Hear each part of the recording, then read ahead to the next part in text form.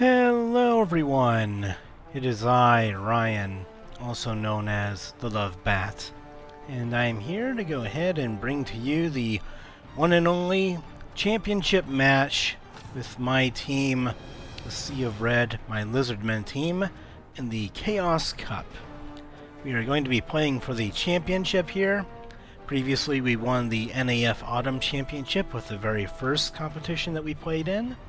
And so now we are going to go ahead and try and finish off the Chaos Cup in style, hopefully winning style.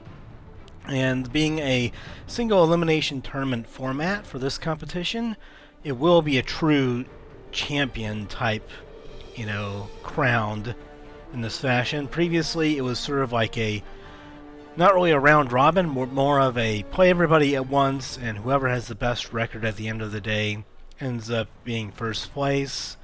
And so we ended up with 6 wins and 1 draw in the first competition, and so far we are 4-0 here, so we have a 10-0-1 overall record, so we're hoping to stay undefeated when we're going up against this Necromantic team here, who similarly to us have a very high team value.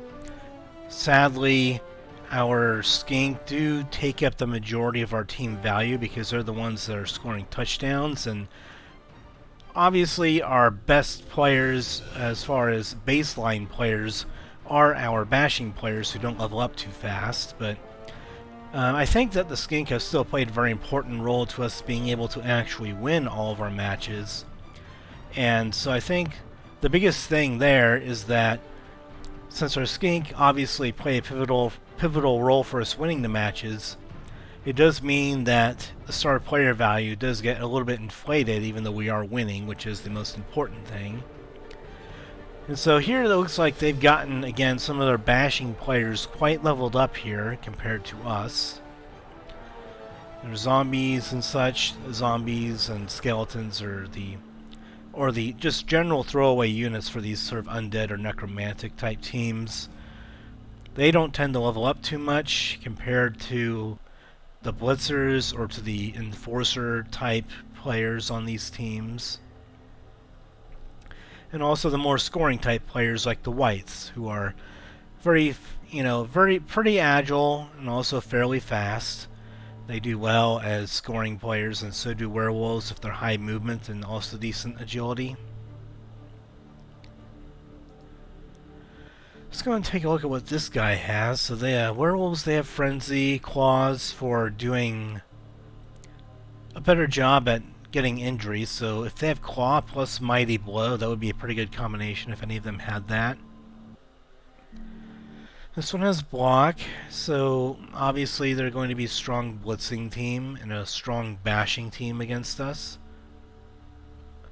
Getting 2-die blocks against our Skink with block on a blitz or something like that is going to be very difficult to deal with here. And this one has tackle, so even if we have dodge, they're going to still be able to knock down my Skink with tackle here, so that's also very strong. So might be a priority to try and knock down some of their werewolves as much as possible with our blocking and our blitzes, and to try and target the ones that might present a problem for us, like the tackle player. Maybe we can get him KO'd or injured for the match early. You also have a zombie here that appears as block and guard, and another zombie here that has dauntless, so I guess they can potentially attack our 4-strength Lizardman to have a bit of a higher strength value there. And then this one also has block. This ghoul has block. So their ghouls have dodge, and then their whites have block, and I think, was it dauntless? No, regeneration, okay.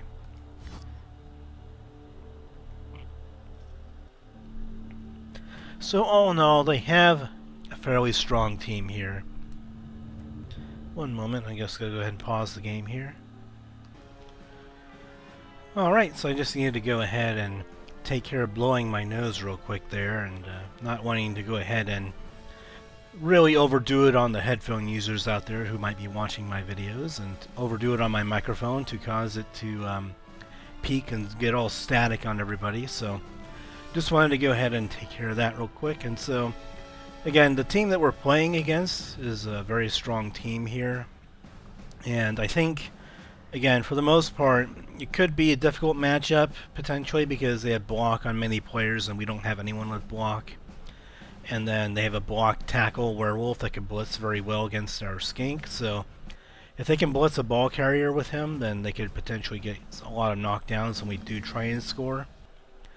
So it would probably be pretty prudent of us to try and get a lead early, as we usually try and do, and try and go for the ball carrier very fast if we go on defense first, and try and make good work of them to just try and make it difficult for them to score, and try and make it just all around, try and make it really difficult for them to get past the line, and try and stay out of the way of these flesh golems here, like we've tried doing in other bashing team matchups. So this flesh golem has pro, and so he gets to go ahead and re-roll. Okay, so before re-roll is made,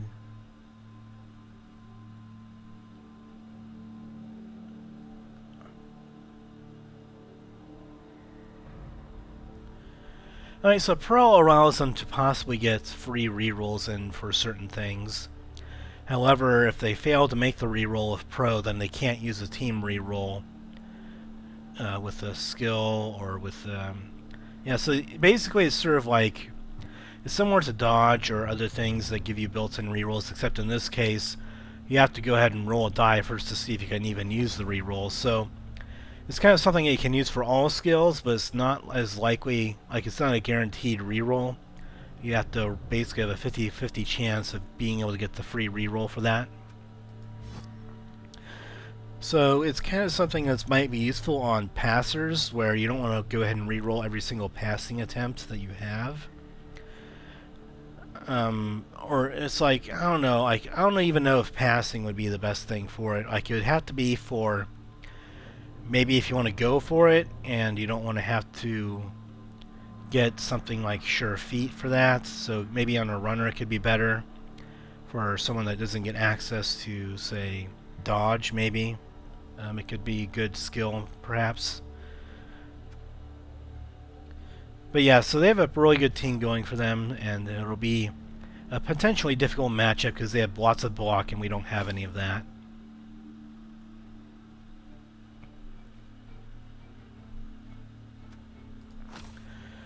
And let's see what they get. They, once again, they go for a star player here. Not sure who Hack is, but we'll soon find out.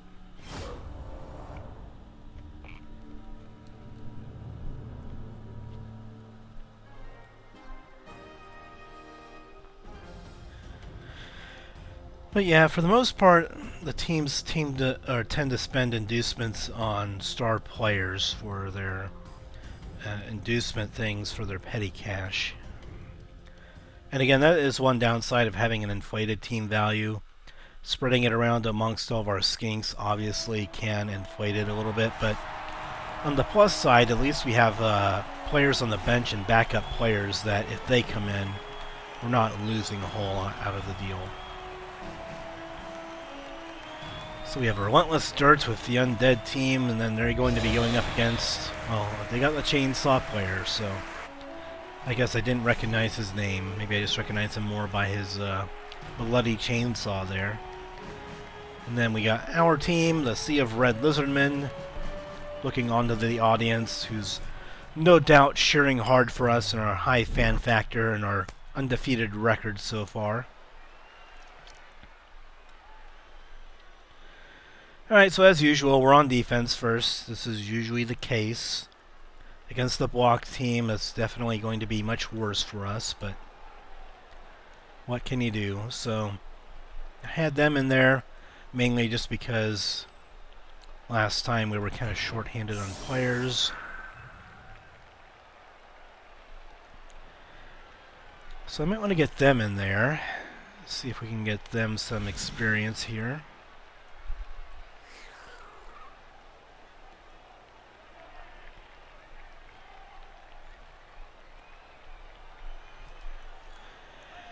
So we'll go ahead and take you out of the game since you're not very close to leveling up here. And then we'll put them in the middle in place of someone else who has sidestep. So we'll go ahead and put you over here.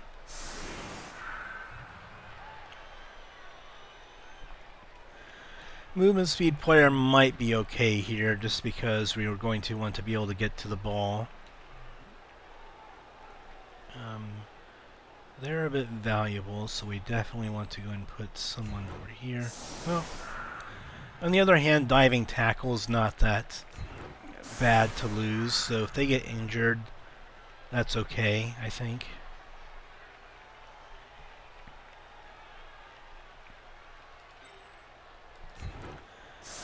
Let's get our guard player in there. We're going to have our two guard players in here.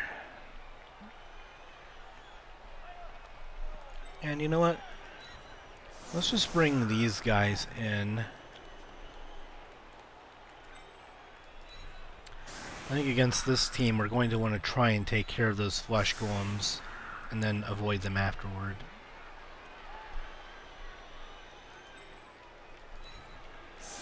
And then to protect the people behind, we'll have to move them out a little bit.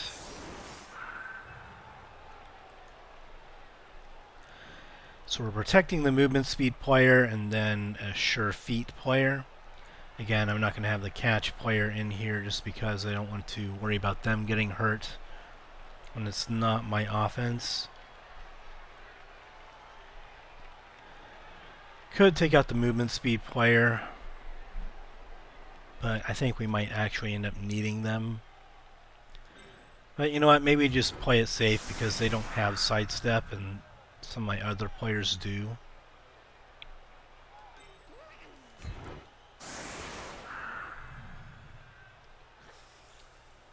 And then we'll save this setup as setup 2. This will be our backup setups because hopefully in the future here we're going to be healthy enough to field 5 bashing players here in the middle with 2 with guard, so that should be good.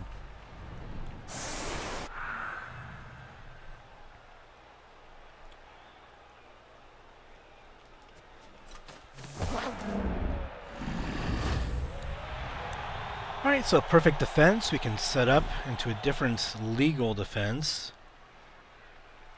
based on where the ball's going.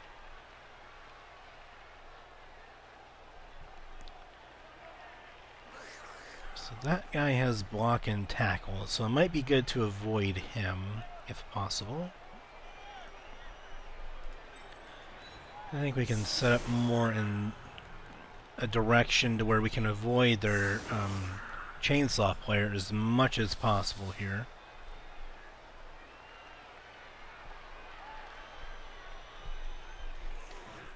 I do think that would be wise. So I think what we do is we kind of set these people up over here a little bit.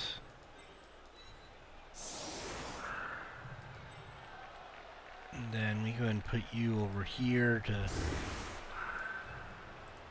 Then we'll have you kind of on the edge here.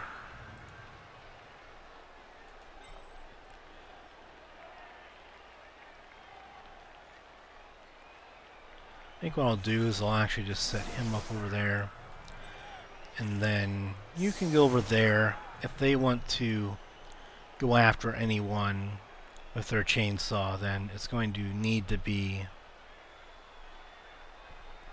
probably this guy. So you will get blocked by him.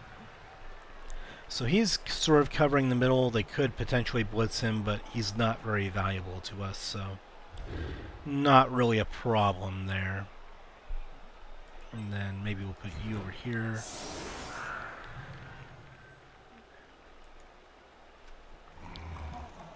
Yeah, so I think this is probably going to be good enough. We can set up 2 players in potentially blitzing positions right there. And we have 2 guard players over here, so if they end up trying to block anyone, we can get assists going in there. Maybe you want to move the 6-star player over here by himself. And that should be good. The key here was just avoiding the chainsaw, so they are forced to blitz with the chainsaw, or they just cannot get a block this turn. They could move the chainsaw here and keep them out of reach of being blocked by any of our bigger men, but I can easily just try and dodge him out near the end of my turn if I get the chance. And like I said, if he gets injured, it's not the biggest deal in the world. We can either replace him, or we can deal with him being badly hurt compared to somebody else. And I bet they're going to go maybe with this... No, I guess not. I guess maybe they're going to go with this white getting the ball, I guess. Kind of a weird choice how they decided to have someone go all the way back there to pick it up, but especially a Mighty Blow player. Okay, so predictably they are able to get a nice big pal going on one of our skinks here.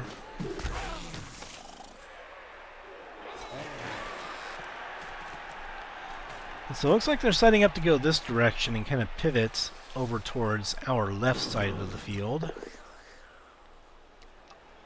And they do get a nice block there, and it was expected though.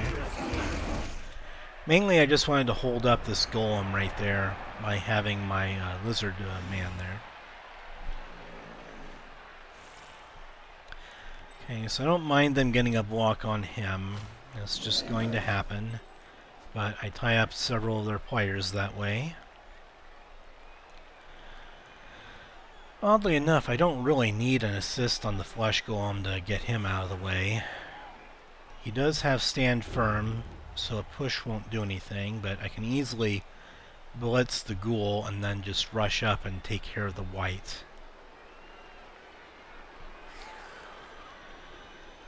I might just go ahead and stand you up. If you get injured, again, you're inflating the team value a bit by having diving tackle, which hasn't really been useful, so we'll just tie up some of their players here.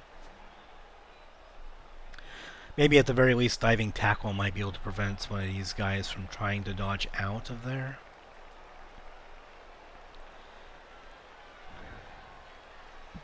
I guess the question is, who do we want to block first, and how do we want to set that up? Because we could move our guard player up.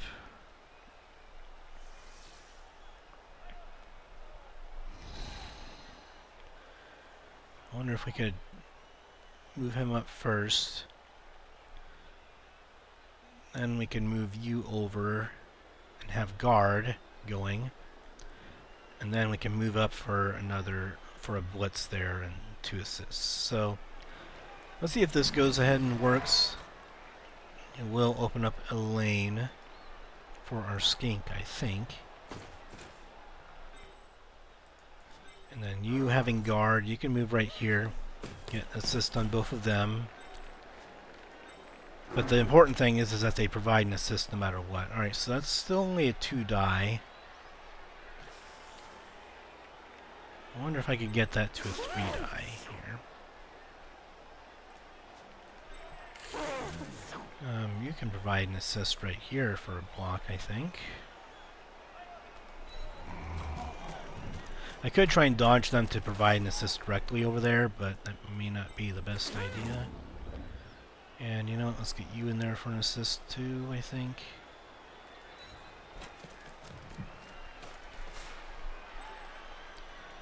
So the key is I just want to try and get a 3-die blitz on that ghoul right there. Let's get him towards the sideline there. Oh, nice. You get a stun. But that's okay.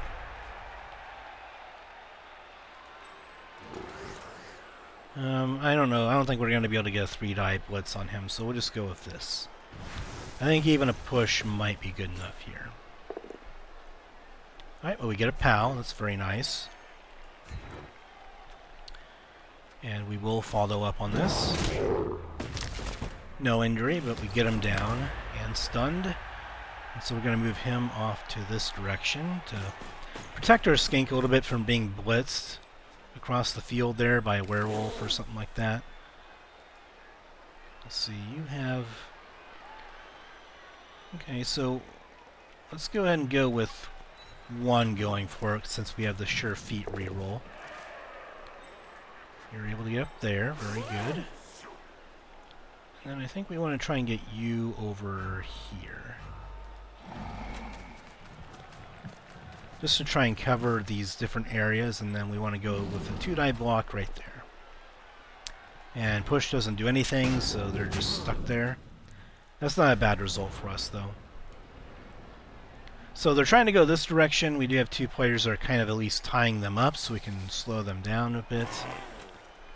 We have lots of players covering this direction, but we have their point of attack cut off right here, so they could blitz the Skink, potentially.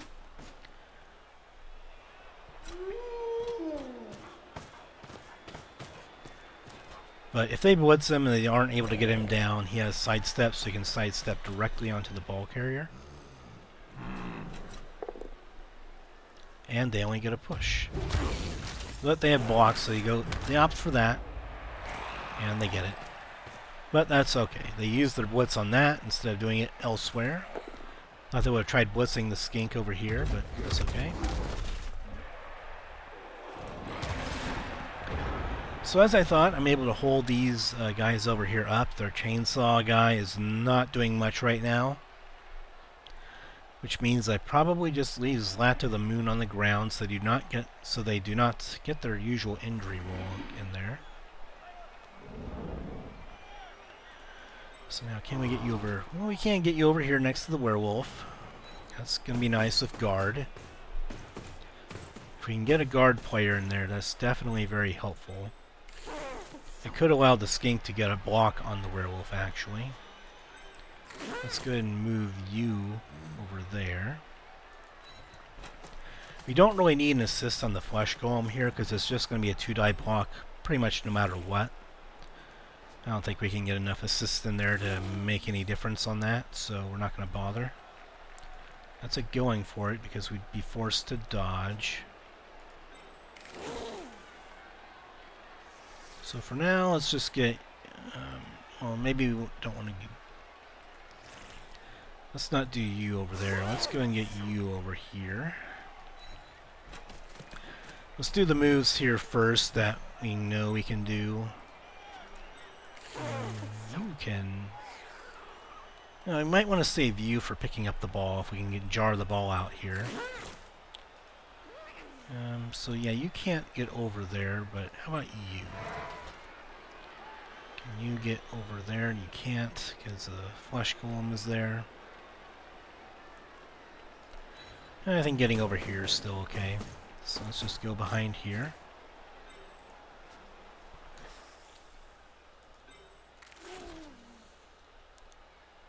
And then I think we might just want to do a 2-die blitz first. I don't know if we can... I guess we can just get an assist on the werewolf here and cover this area.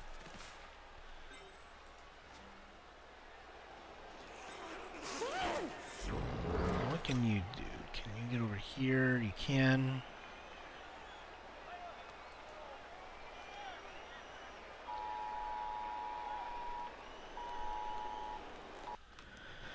My apologies there for the unfortunate little bit of noise. My phone was going off, and apparently somebody or some other service was testing their emergency alert systems, which caused the little beeping sound, the beep.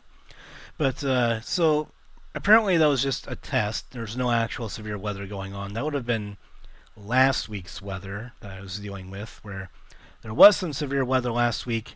I'm not dealing with it right now. That was just a test that went off on my phone at the wrong time while I was recording. But we'll get back to the game now. There's some time ticked off of the clock there while I was trying to deal with my phone and figure out what the heck was going on with my phone. But I have a general idea of what I want to do here, which is I want to get over here and I want to blitz the white first.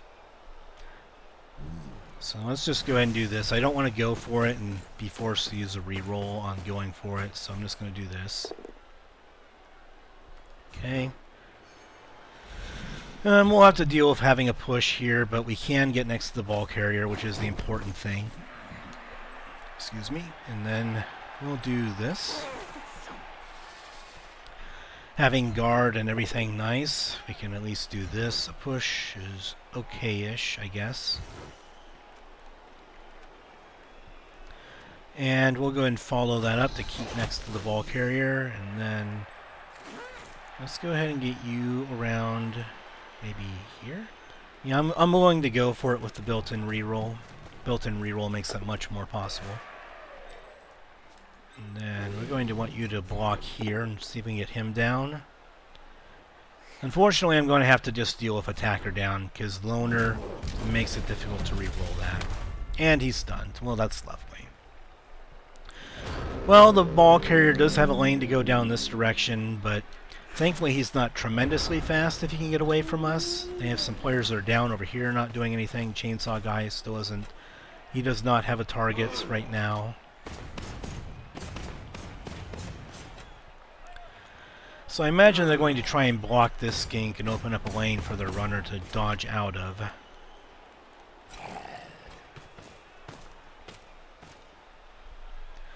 Now this white right there would be a prime blitzing candidate to get in here and then blitz the skink.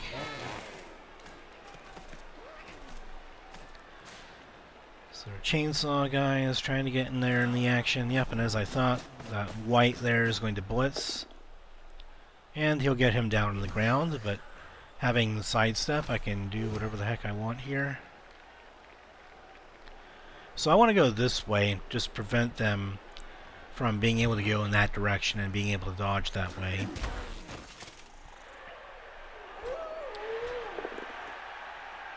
Okay, so yeah, he has tackle, so he kind of prevents that from going where I want, or prevents me from being able to avoid the block and being knocked down, I guess is what I meant. But yeah, he's going to have a hard time dodging through that direction, which is why I went ahead and sidestepped over here. So that way a down body kind of makes it hard to go that direction. And they couldn't move their blitzer out even if they wanted to, because it required going for it with their movement speed that was left. So now it's time just to... that requires going for it, so we can't exactly go that direction. I think maybe just going over here and getting in the action a little bit helps. You're stunned, you don't get to do much here. Okay, so at the end of the turn, I'm going to try and get them picked up and dodged out, but him getting a both down kind of foiled the plans of picking up players last time, so... where's our guard player? He's right there, so we can get, some assist action going on the werewolf there. And we can also get a 2-die block on that flesh golem as well. If we block him in there, then we can get, I think, a 2-die block on him with the assist. Then if needed, we can later blitz with somebody, like a skink maybe, like him. So let's go ahead and just do the safe block here. Let's get him in there. The guard player can then get next to the ball carrier. That's nice. Let's move our stunned player out of there. And let's have them go that direction. So our guard player's now in there. And we still have the assists that we need to get the 2-die block there. So we can just do a series of blocks here to try and get the ball carrier down, which I think is going to be the play. We can't really get any more assists than we already have, so 2 dice I think is the best we'll be able to get on him. Alright, so a push is fine. We can still, again, try and get a series of blocks going here to try and knock him down. And then, how about you? That's only a 1 die. I think if we can block him, then we can get some 2 dice going. So I think maybe we have to move him here now to try and get an assist on the flesh golem, and then that frees up the 2 skink here. So now we have the assist that we need. Okay, this is good enough. So now we free up these skinks right here to be able to have assists going for each other. let's go for him right there. He has blocks, so I don't want to do that. Let's just go and move him right back over there. And then you can go over there. And let's go ahead and stay for this one.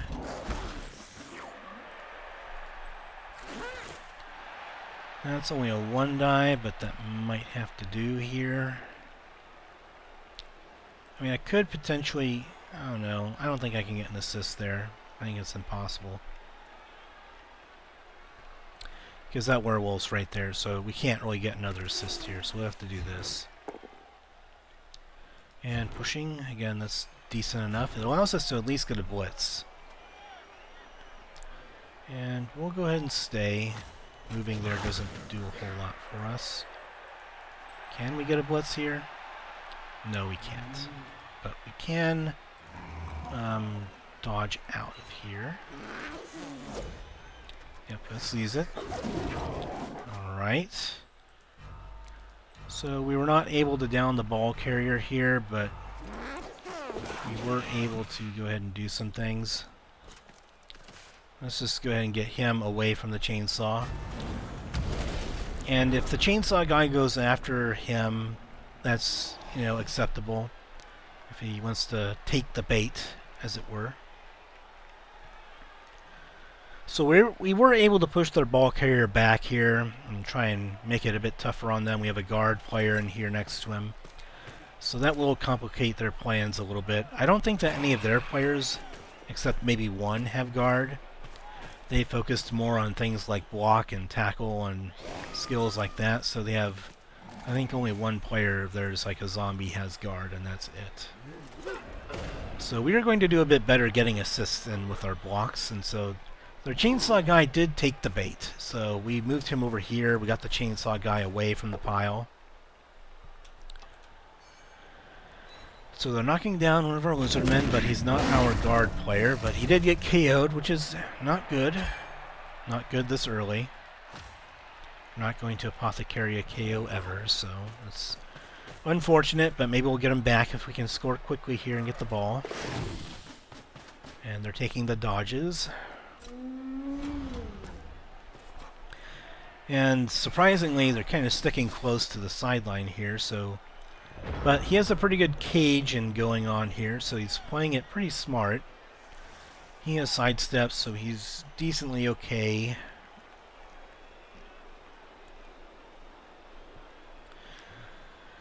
So I don't know if we're going to be able to blitz the ball carrier.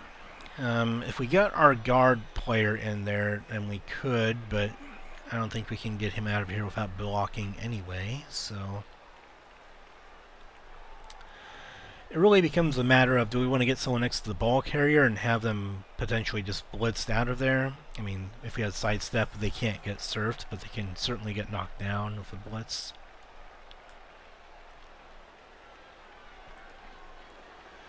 How many assists? Do we have enough assists there for a 3 die? No, we don't. But maybe if we get him in there, we could. Maybe. Let's see if we can get him in there. How many... I want to see if I can get enough assists in there for a 3 die block on the flesh golem. Nope, still not enough. I don't know how many we would need, but maybe it's just too many assists that we need. I could try and dodge him out for an assist, but that risks quite a bit. So let's just go ahead. Well, maybe I just want to do it with a skink instead and then move him around.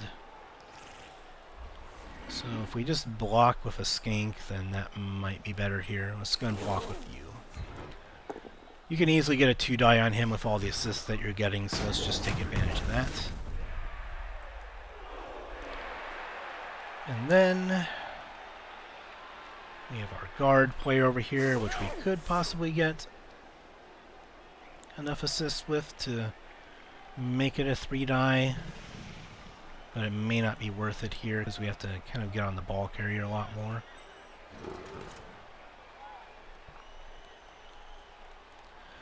Let's go ahead and get you right. Let's go ahead and get you more over here and force them to go towards the sideline.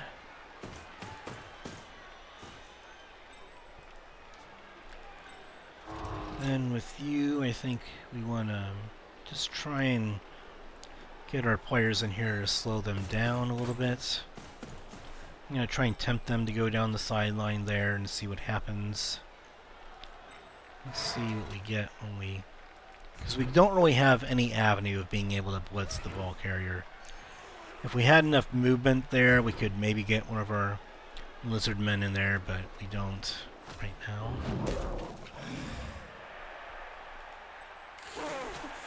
And you have side steps, so let's just go ahead and get you kind of over here.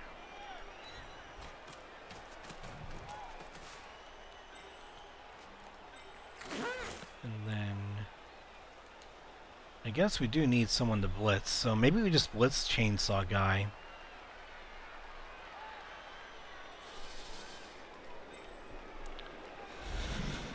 Let's see if we can dodge you out of here to prevent a reversal.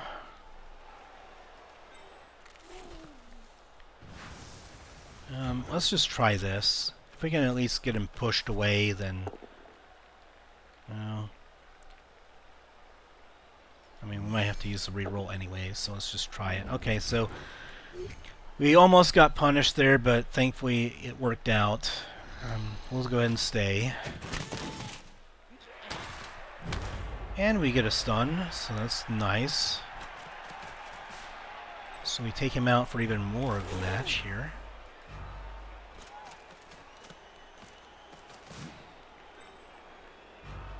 Maybe actually having you down over here to get assists with our big man might be better.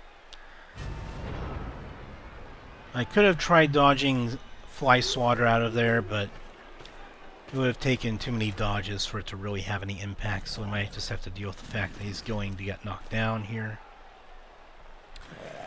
So they seem to be very keen on taking the bait, as it were. We're kind of surrounding them with Skink a little bit. They're taking the bait to surround them, and I assume trying to get a 3-die blitz on them.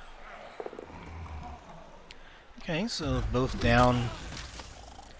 I mean, it's not ideal for us, but the body simply being there means that they can't move this direction or put their players there. As I thought, they're going for a 3-die blitz. But we have dodge and sidestep of a lot of these players, so we can get ourselves close to the ball carrier. He has a block, I think, so he gets him down anyway, but now some of their cage has gone more towards the rear. Looks like they're not in a hurry to score here, so I guess we can just have this flush going for the taking.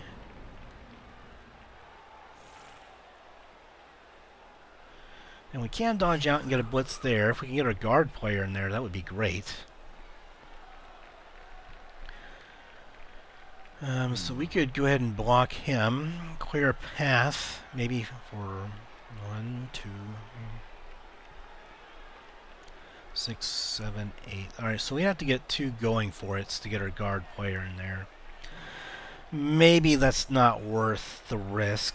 I mean, if we did the going for it's one at a time, we could save a reroll for our guard player to get in there, but then move the Skink out, get a 1-die blitz, but that's probably too costly.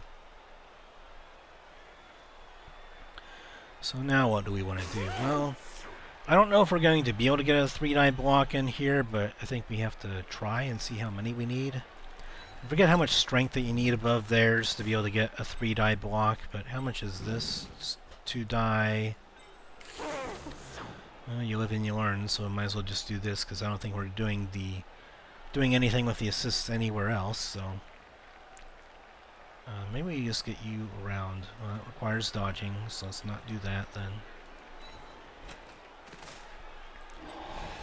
And that is still a 2-die.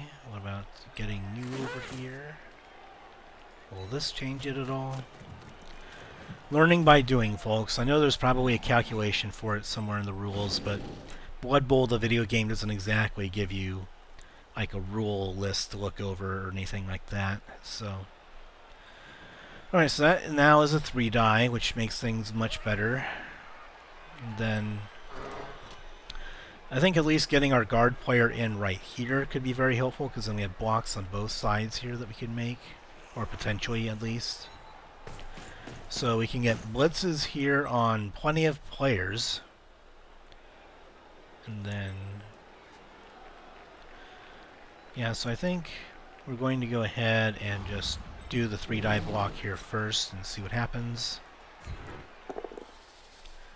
Alright, and we get a knockdown. Maybe we can get an injury out of it too. Alright, so stunned. That's certainly workable here. And then let's get you in for an assist here on the flesh golem that we should definitely blitz. I think that's a good idea. Let's go ahead and get the 2-die blitz going on our flesh golem friend here. Spud the Handsome. Let's see if he looks handsome after he gets knocked to the ground. And we stun Spud the Handsome.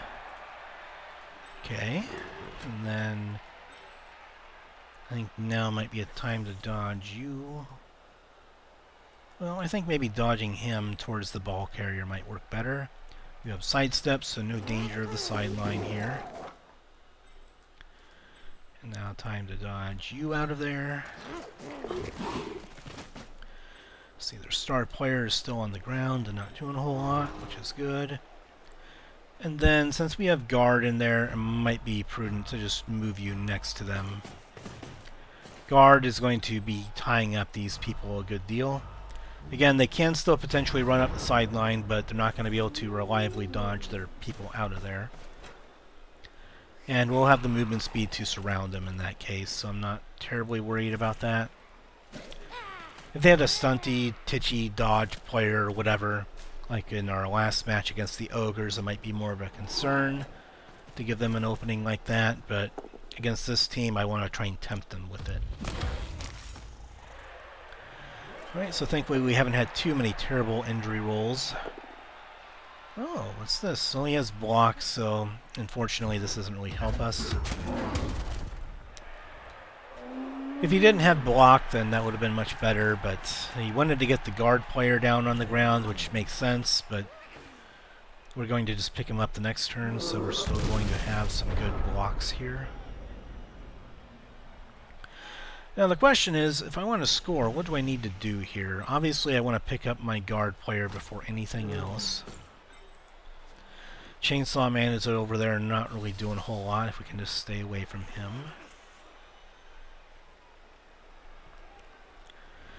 I mean, we could open a lane here for a Skink if we were... I mean, if he didn't get knocked down, we could move him right there or there with a block and be next to the ball carrier. As it is, he only denies the assist from them, basically. You can get a block right there, and you can also get a block down there. I think we just stand you up. We can't really do a whole lot with you.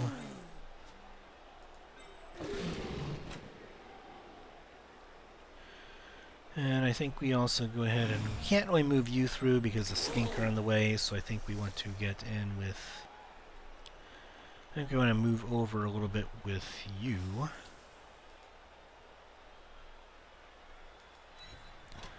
Send someone behind them, and also gives us a somewhat of a scoring threat if we manage to get the ball. Okay, so can we get you over there? We cannot.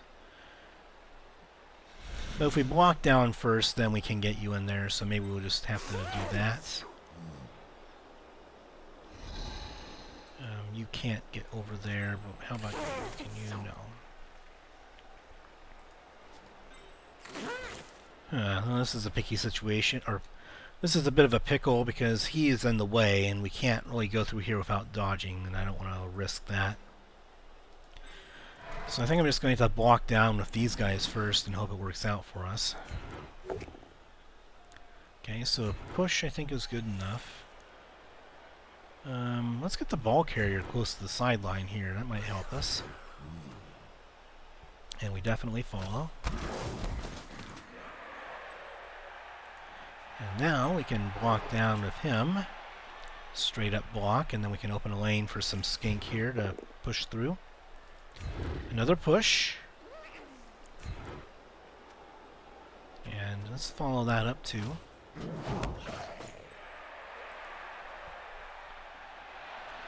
So what I'm thinking of doing is, I don't know, we can just blitz the star player here. But we can also go ahead and blitz the zombie, potentially. 1, 2, 3, 4, 1, 2, 3, 4, 5, 6. Okay, so we can blitz the big man over there without doing a whole lot. And then we can block their star player. So let's go ahead and do the blitz with the big man here, and then let's see if we can get in there. If it doesn't work, then if it didn't work, that was okay. We could deal with it. Alright, so we get a push. And I think we do want to follow it up, because it'll be hard to move him. And we KO one of their guys. Oh, that's very nice. That is quite satisfactory for us, if I do say so myself. And then I think is the time now where we want to go ahead and move in our Skink here and just get some assists here on this guy, because I want to block him, and pushing him is acceptable, but I think we want to just knock him on the ground and keep him out of the game as long as possible. Alright, excellent. He has sidestep, but that's okay. And then we knock him on the ground, so he's forced to try and blitz. Alright, so we knock him out for the rest of the match. That is wonderful. No injuries for you. And then I think I just want to get you maybe over here. Dodging you out is fine. So it prevents the flesh golem here from being able to fully get in there. He's tied up with a skink, so that's not going to be good for him.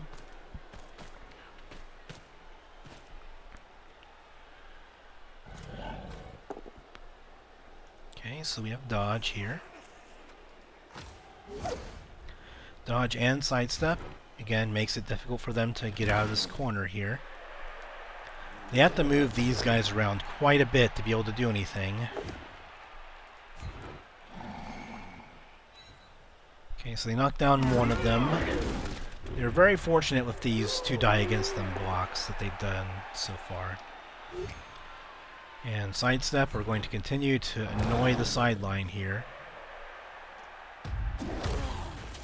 And they choose to knock him down with both down instead of doing the good old-fashioned surf technique. I guess since I have sidestep, they wouldn't have been able to do that, and there's a space open there, so... Man, they're getting very fortunate with these 2 die against them blocks. Very, very fortunate. I chose that one, I'm pretty sure. Like, they're getting very, very lucky with those. They have no right to get away with them. Alright, so finally, these are starting to work against them now, and they're going down like a sack of bricks. So now they're in a bit of trouble. Let's see, our guard player's out there and is lonesome, so it's sadly not helping too much, but let's go ahead and get you guys stood back up. Now their werewolf is surrounded, and we have a 2-die block with a skink on him. I believe. Yep, we do, because our big man has guard. So we can definitely surf him, because he does not have sidestep like our slippery skink do. I think the way that the skink are positioned right now is not terribly bad. Maybe I'll pick him up so that way, in case the ball comes out here, then we have another skink that can maybe catch the ball here. So you're kind of surrounded. Not a whole lot we can do there. I think the only way move that we need to do here first is just block the ball carrier here. It's a nice 2-die block, and then we can try surfing the werewolf and then decide if we need to get a skink in there to get the ball. Thankfully Bonehead didn't come up, because losing that tackle zone would have been pretty bad for us, but thankfully it didn't turn out that way. We don't really need the assist there on him, so we're going to follow the block up. Get him close to the ball, I'm hoping. Alright, so that's possible. We could potentially get a skink in for an assist on this block and do a series of blocks here that might be able to get us the ball. So let's open up things over. Well, maybe I shouldn't have moved him because then we can't surf the werewolf from that position. That's true. Let's go and get you around here first. Let's going for it, so we don't want that. Let's move at least one skink over there. You don't have sidestep, so I don't want you close to the sideline. Maybe if we can go ahead and move you here, though, we can go ahead and get a block on the flesh golem, and maybe we can get someone in that way. We have not blitzed yet either, so we could blitz to also be able to get in there. Let's get you in for an assist. Let's go and go for the werewolf first and see if this will work out for us. Only one assist, however, so maybe we go for the flesh golem first then. I'm clicking on him. What's this block like? 2 against. Okay.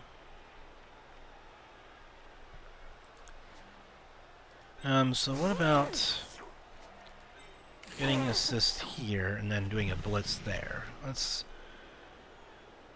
see if we can do this with just one single dodge. And then we'll dodge here, and then we'll just go and do this blitz. Free dodge reroll. I'm happy to take it. Okay, so we do get the down result that we wanted, and we can get in there without needing to dodge to try and get the ball. They do still have one guy on the ball, but we have some rerolls here that we can take. We will take a reroll for the pickup. If we can get the pickup, then that would be great. Alright, so we still fail it, but the ball goes somewhere where we have it kind of surrounded. Over here would have been best, maybe even right there. Either of these two spots would have been good for us to try and get the ball next turn. We don't get a block on the werewolf, but that's okay. We have guys surrounding the ball here. Dodge and sidestep goes pretty well with this, so let's see if we can get the ball to a more advantageous spot. Okay, so that's not terrible either, actually. We could still potentially throw the pass to get a score here. Alright, so we have the first injury that's going to happen. +1 to subsequent injury roll. You know what? I'm going to use the apothecary on this one. May not be the right choice here, but I think that keeping players in the game for a championship match is going to be helpful here.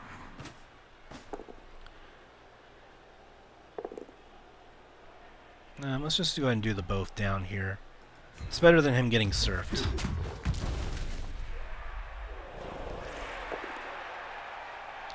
Alright. So we get sidestep going here.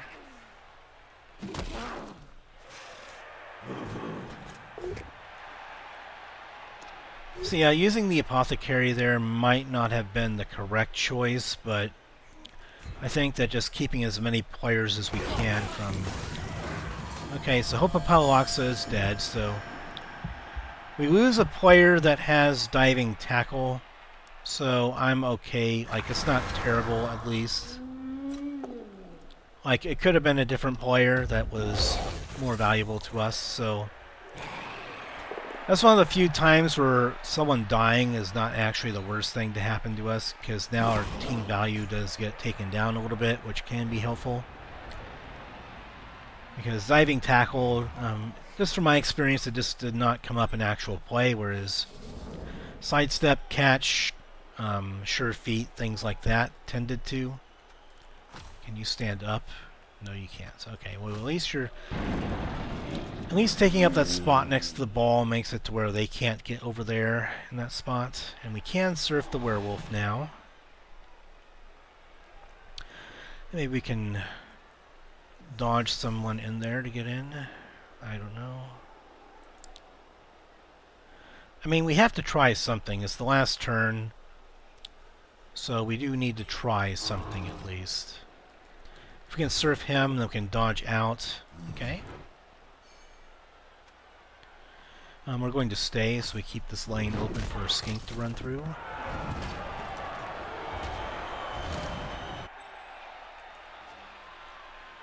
Okay, and now you have to kind of decide how we're going to get this guy in here. Like, he can dodge out, maybe get the pickup, and then maybe we can find a way to throw a pass.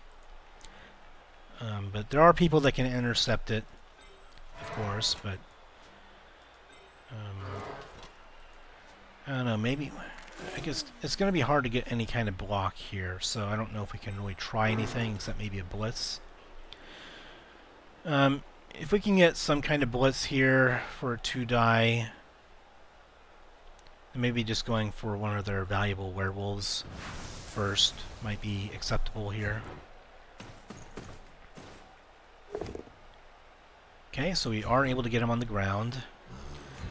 And we can get our player out of the way. So that's one less player that can intercept it.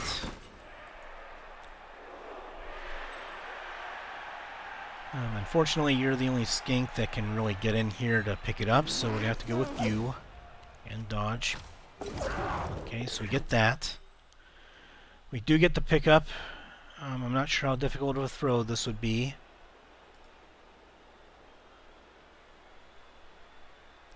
I mean, I think all of these are going to be difficult, but...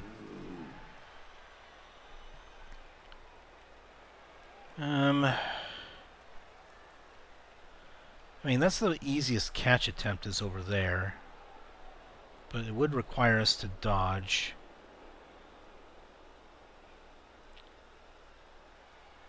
We have to get all the way over there. Like, I mean, it's going to be difficult for them to intercept the pass anyway. The question is catching it, obviously.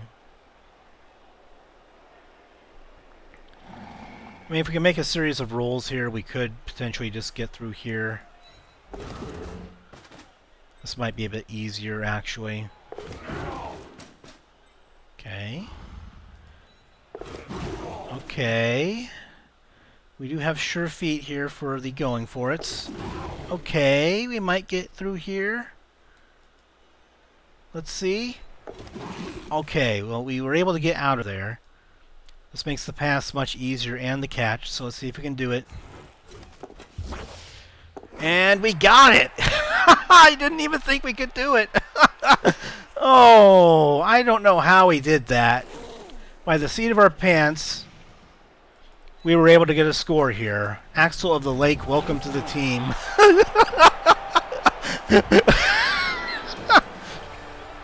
By the seat of our pants, we were able to get our sure feet player to go for it, dodge out of there like a madman, and just throw a pass for a touchdown like he's Patrick Mahomes scrambling out of a scrum there somehow, some way. He just gets out, he escapes, and then poof, touchdown out of nowhere.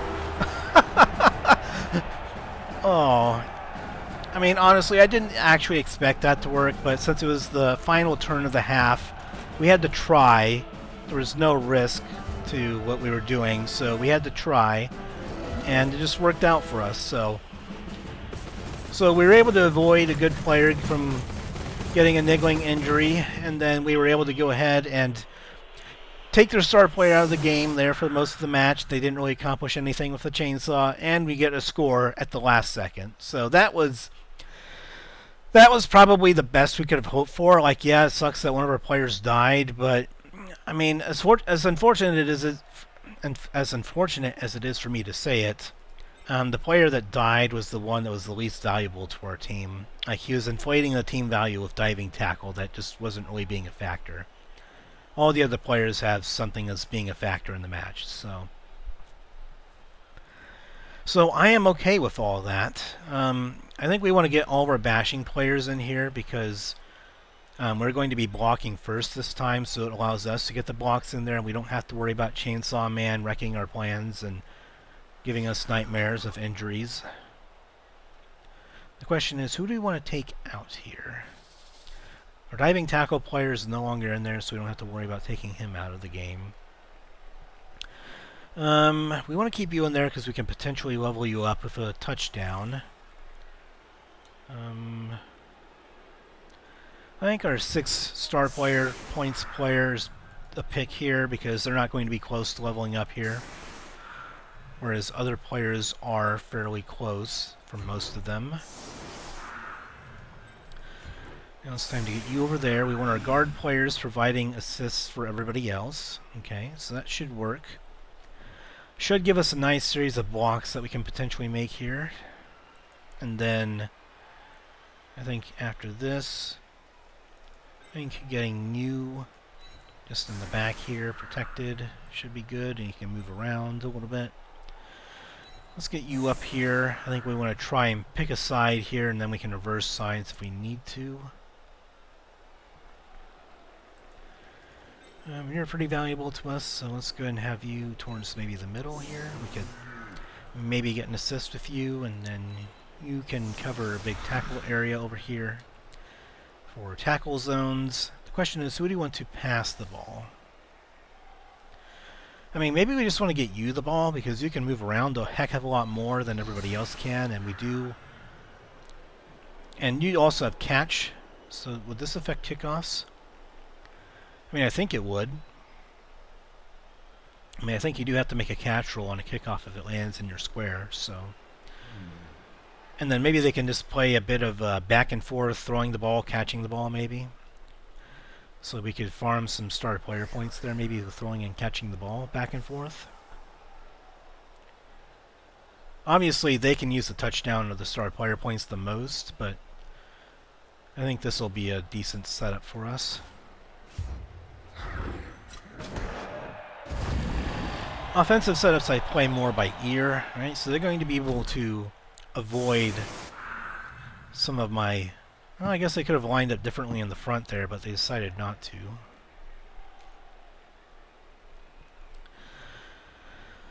Okay, so now I definitely want to go ahead and go towards more of the right side, which... Let's see how bad it's looking over there. So their tackle player is not over there.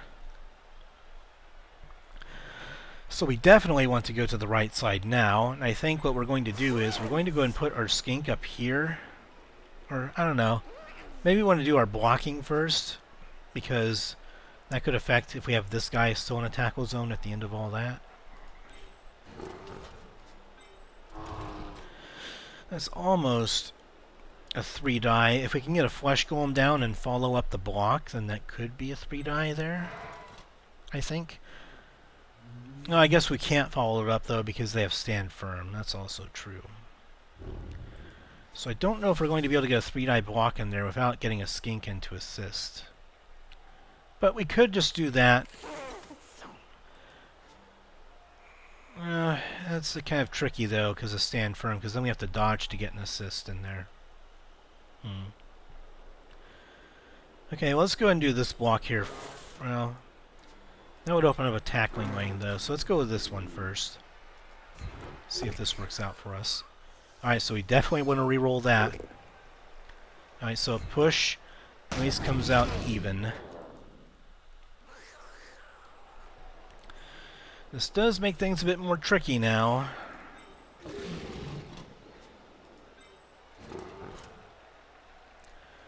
I think we actually want to follow him up with a block on the zombie here. Oh, well, he does have blocks, so that's unfortunate for us, but... And he's stunned. Well, at least we have our tackle zones still available. That really sucks. Those blocks did not turn anywhere near what I was hoping for. But this skink being over here kind of prevents them from just waltzing in on the ball, at least.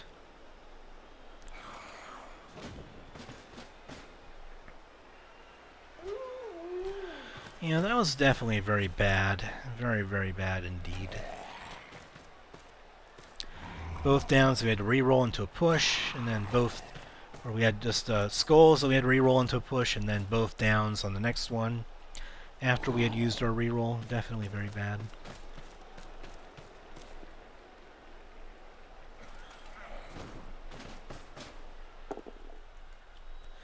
And as expected, they blitz a skink, and they do not thankfully get him down. I think I want to tie up the werewolf here. Just get in front of him. The werewolves are the fastest players, they're very good blitzers, they're good all around. They have block on their players, so that's going to be a bit annoying here. But they have left a bit of a lane over here. If we can get a block or a blitz with the Skink on their werewolf, or even maybe a Lizardman here, or one of our sources, then we could get the werewolf out of the way. I think we want to try and get a block in here somewhere. We really need to make some blocks here. But maybe I want to go ahead and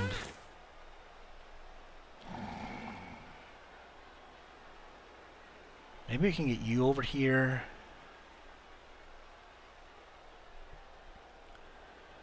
Maybe we can just blitz with the ball carrier, maybe, if we can get something going.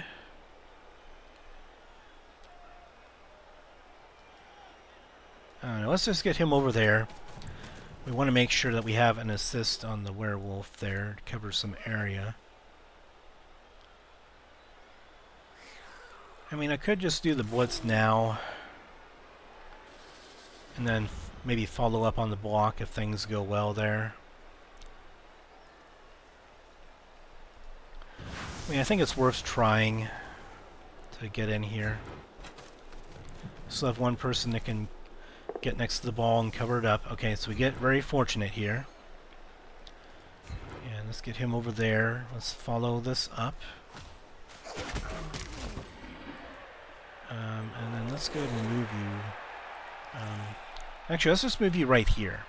Let's get an assist on this white, or not white. Yeah, that's the white. Okay, so now we can move you over here, and we can just get an assist on the white with that block.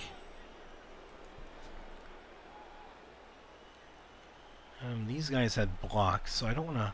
Well, this one doesn't have blocks, so maybe I can knock him down. Let's go and do it with the guy that has a team reroll first. Yeah, I think that might be the play, and then we might be able to free him at some points. Alright, so we're able to get him down. Yeah, stand firm, but that's okay. We want to free up the big man here. I want to go with someone that has a reroll here with not having loner.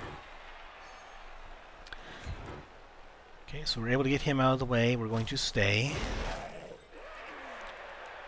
And now you're free up to get over here with guard. So Bonehead doesn't come into play. Okay. Now we can go ahead and do a bit of action here. Let's get a block in. Alright, so pushing is good enough. I think moving him right there where we have several players around him is the best thing.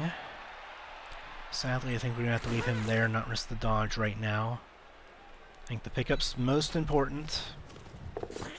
Okay, so we have that. We have a reroll for a pass if we want it. You're next to him, so we can't do it with you. I may not even need to go with a pass here. So let's just go ahead and get you nestled in right there. Now I think is a time where we can risk the dodge, I think.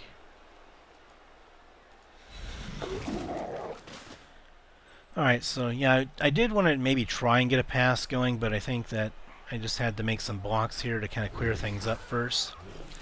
And then we have too many assists for them to get a reliable blitz with the werewolf, I think. And he has guard, so it's going to be difficult to do anything in here. Next turn, this guard player is going to get up and take things going over there. He's just kind of screening the area and preventing him from being able to just run around here to the ball carrier and make some shenanigans happen.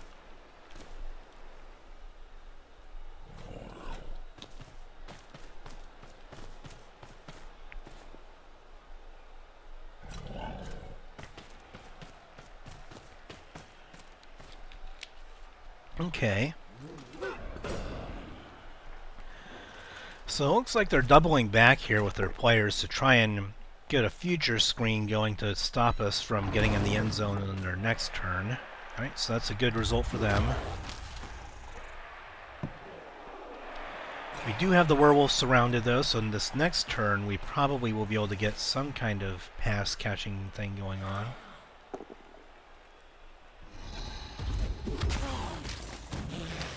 Okay, looks like they get a stun. And they get a 1-die block that works. Well, I guess a 1-die block for me worked earlier for me today, so can't really complain. They are taking a number of risky blocks though, and it is probably going to backfire on them at some point. They've taken lots of 2-die against and 1-die blocks, so again, it will probably backfire on them at some point, taking all the chances that they are. Anything less than a 2-die block is usually taking a risk. Usually you only want to do that with blitzing in certain situations where you have no other choice, from my own experience, I guess. But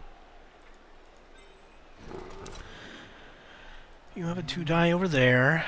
I guess it depends. We can definitely get, I think, we can probably get a 3-die there if we can get some stuff going on over here. Yeah, we're able to get the 1-die blitz to work at that time, but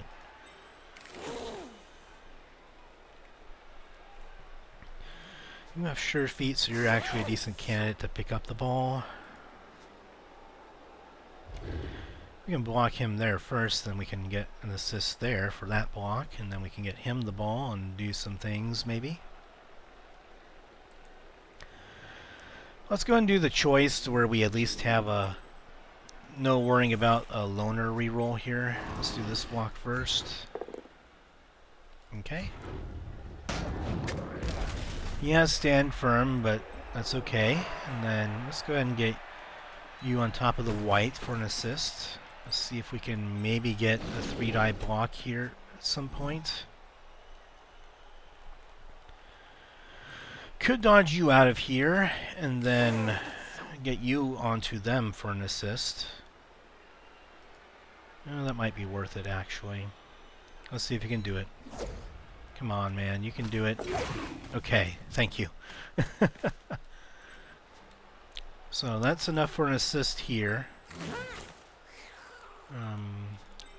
Then you could be free for a catch later after...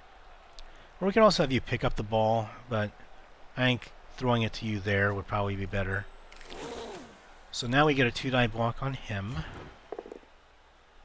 Okay, we are able to get him down. Let's send him this direction. Well, that would actually be a bit of a problem getting him around, but... You know what? Getting him over here is actually probably better still.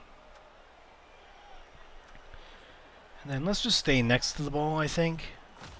If we stay next to it, then if we drop the ball, then at the very least we have another person next to it.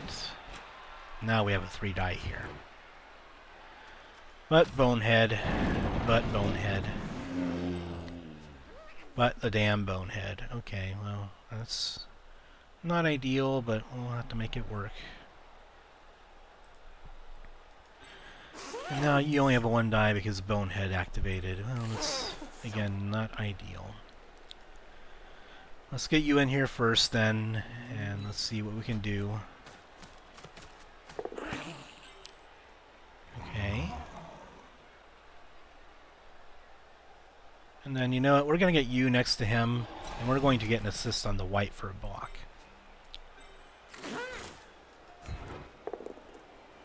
Okay, pushing is okay. Let's get him next to him, and we're going to go ahead and stay here. We just want to prevent the werewolf and the zombie here from being able to just get a blitz in there. Bonehead is actually pretty bad because taking away a guard tackle zone is just a terrible thing to have to deal with, but because now he doesn't protect against like blitzers against our ball carrier now, and that's just a lot of trouble to deal with. Lots of trouble, my friends. And again, we don't necessarily need to score here to win the game, but certainly being able to score does get you the star player points, and after having a player die, we want to get some players leveled up so that way we can equate the team value a bit in the future to get some players really good skills, and we got rid of a diving tackle player, so that's a lot of... It's not necessarily dead weight because it's still a decent player, but diving tackle did inflate the team value, so it does help us out there to where we're going to be able to fairly decently be able to go ahead and get a sidestepping player to take their place. So, alright, now the ball goes not into their hands, I hope. Okay. So now we gotta definitely get the ball here. Him being boneheaded, I think, allowed that to happen. So that was unfortunate there.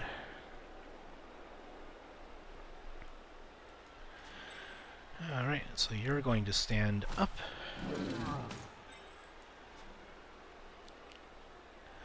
And then we can free the guard player to get in there for some of the things to happen.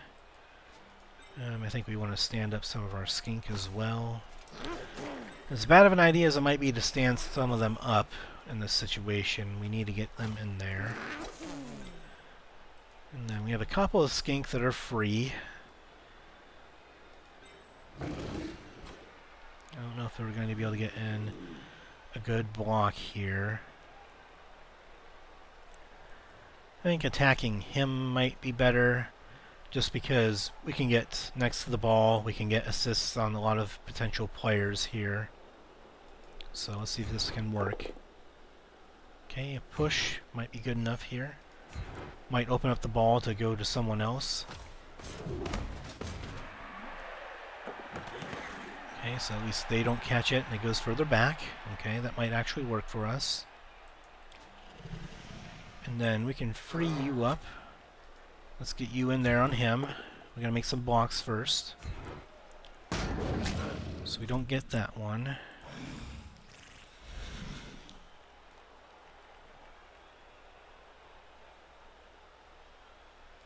Can you make a block on him? You could. You could try and open things up a little bit in there. He does have block, but most of their players have blocks, so it's not really something we can do much about. And I think we just keep on moving, guys, to try and get the ball going somewhere. We need to have it go somewhere advantageous. Let's not follow this one up. Okay, so it moves over there that time.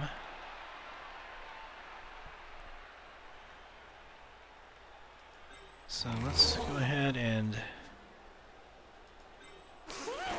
just move you over here and get an assist on the werewolf. And I think we want to blitz right here.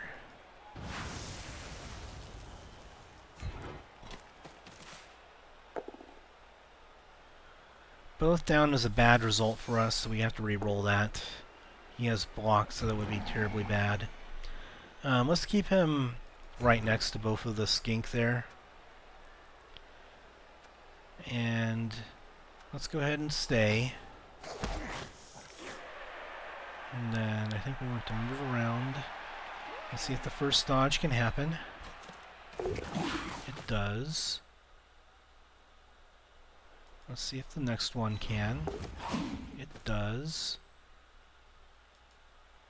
And I guess we might have to dodge kind of no matter what here, so maybe irrelevant how many times we have to dodge here. And then it's going to be a difficult pickup here, but maybe we don't want to actually pick it up. That would be way too difficult, so maybe that's just not the right call here. We can still make a couple of blocks here, so that might be the worthwhile thing. Let's attack the... well, they both have blocks, so let's go for their flesh golem first then. Both of those players have blocks, so we can't really get any advantage on them, I guess, so let's just try and go for their more important player that we'd want to use a reroll on. Sadly, this one doesn't work.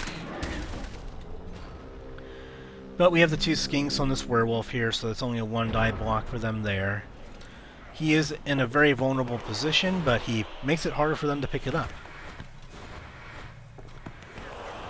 And he fails both pickups at the start of their turn, so that's actually just going to work out nice and good.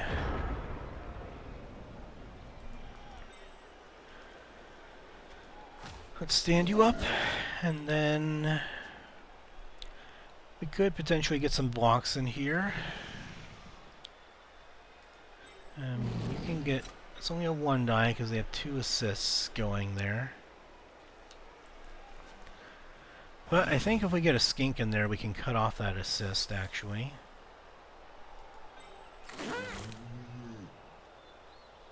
So now these blitzes are looking all that hot right now. I think we get you in here, we can make a 2-die block out of this. So let's go ahead and do this. He's the only free player, obviously, but I think getting a 2-die block in here is most important. And if we move him on the ball, then maybe a favorable bounce makes things much easier to get a score in. Okay, so that's acceptable. And we'll follow it up, make sure that we have all of those guys well. No, we're not going to re-roll that since we don't have to worry about that. It's rolling back here. Maybe that's not so good. I was hoping it would roll up over there. Alright, so we have the ball at least. He is able to make the catch.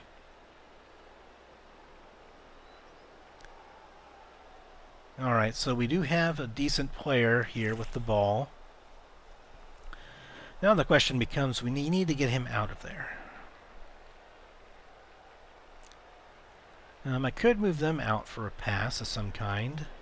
I mean, they could potentially score here if we got them the ball somehow, but I am not sure if that's going to be able to happen this turn. We could move some Skink out of here to get assists on the zombie and then block them to clear a lane a little bit.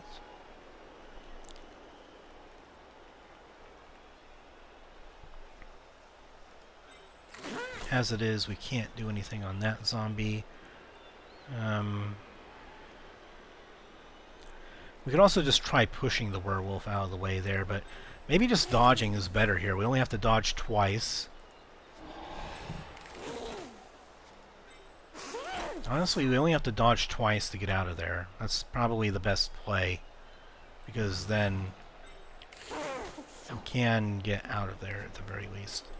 So we can get them all the way up to there, but you do have sure feet to go for it, so we could actually get a reasonably good pass for the end zone here.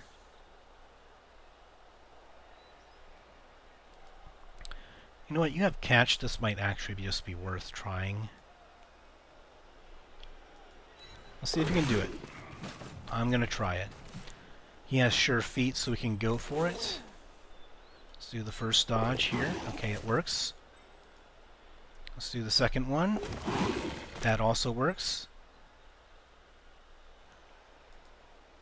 And then you have sure feet, so we can go for it here. You have the reroll, okay. Come on, go there, go. God damn you, stop, move, go. Go, throw, please. Reroll. Yes, we got it! We got it, yes! I was trying to make the move, but it deselected my ball carrier for some reason as time was winding down. So I'm like, please go, I gotta click very fast. Let's go faster. Let's go faster. Go, go, go, go, go, go. For anyone that's familiar with Jurassic Park or Independence Day, the movies, you will get that. Let's go faster. Alright, so we didn't need to do that, but I think that we needed to get the ball out of there anyway. Our Skink being surrounded was not a very good game plan for us. It would not have boded well for our fate. We don't want Skink getting injured and blitzed and all that stuff under the sun, so... Again, I think that was a very good play for us. I mean, and we get this guy some star player points, so that's always good. He has the movement speed boost, so having one very good Skink is good. So getting those guys star player points, there are two best Skink players. I think it's worth it.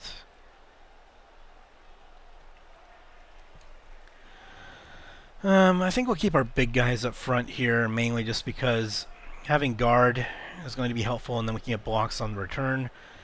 If we can force them into some bad blocks, then obviously that's also all well and good too. So.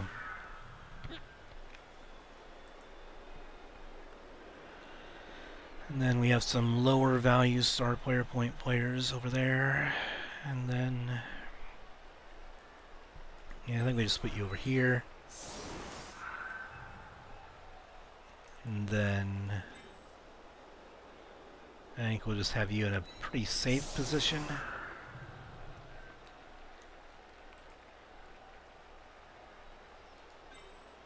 just do things a little bit more this way, where we go ahead and put some players behind as a way of somewhat protecting them from a blitz.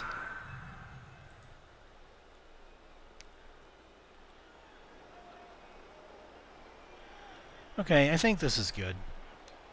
Do we have 11 out there? 1, 2, 3, 4, 5. Yep, we have 11. Alright, so I'll go with this one.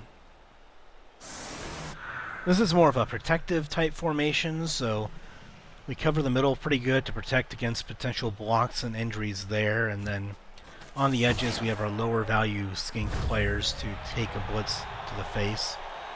Okay, so we get a free bonus turn. We are not able to blitz with any of our Lizardmen because they're all up front there, but we can blitz with our skink if we so choose. And I might go ahead and take it here. The ball is going to land on a zombie. He's not likely to pick that up. But we could, since we have a guard player on this flesh golem, we could potentially blitz the werewolf. I mean, it's possible. We have 2 guard players in here that I think prevent the assists, so you can't get over there, however. I think you can get in here. I think you're going to have to go for it to get over there. Okay, so I think just getting you over here then might be better. Let's get you over there and helping out. And then you can cover behind over here. We still have a lane to run through over there, so I'm not too concerned. I don't know if I want to get you in there in a position to get knocked around.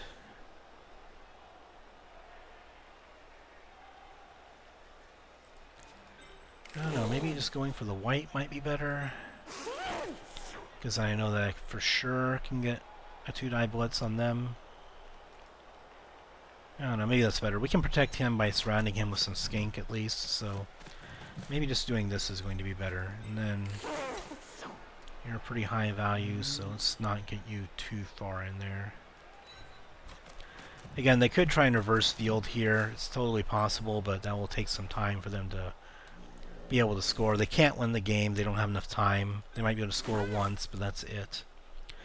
If they were an elven passing team, it's possible they might be able to score in 2 turns and then get the ball back somehow and score again, but with long passes. But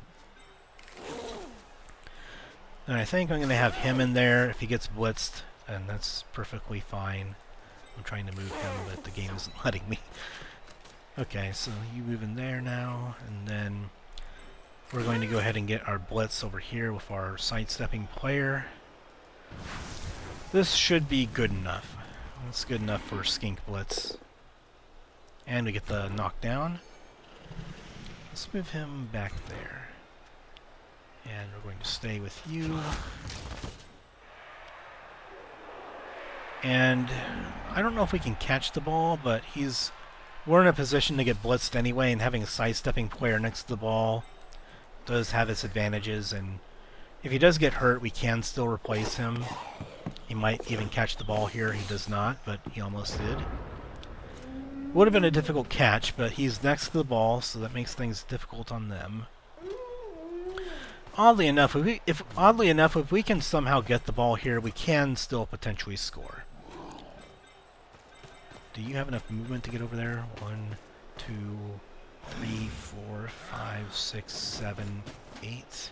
I think 1, 2, 3, 4. 1, 2, 3, 4. Alright, so you can't score this turn, but you could score our next turn after that.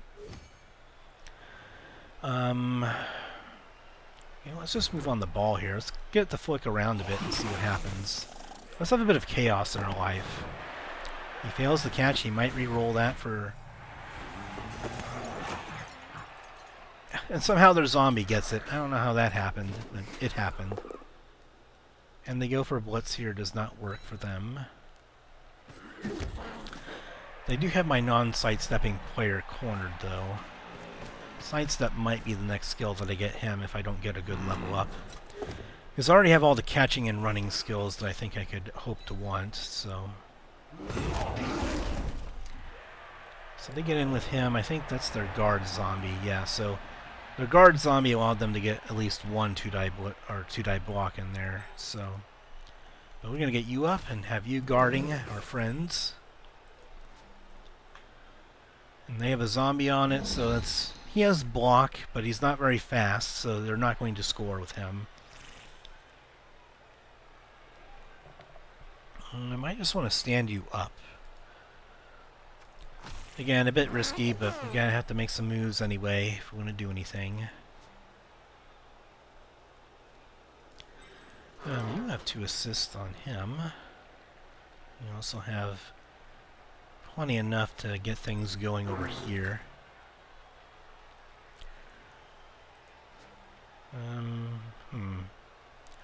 A bit precarious because I do want to get the ball, but it's going to be difficult to get the ball.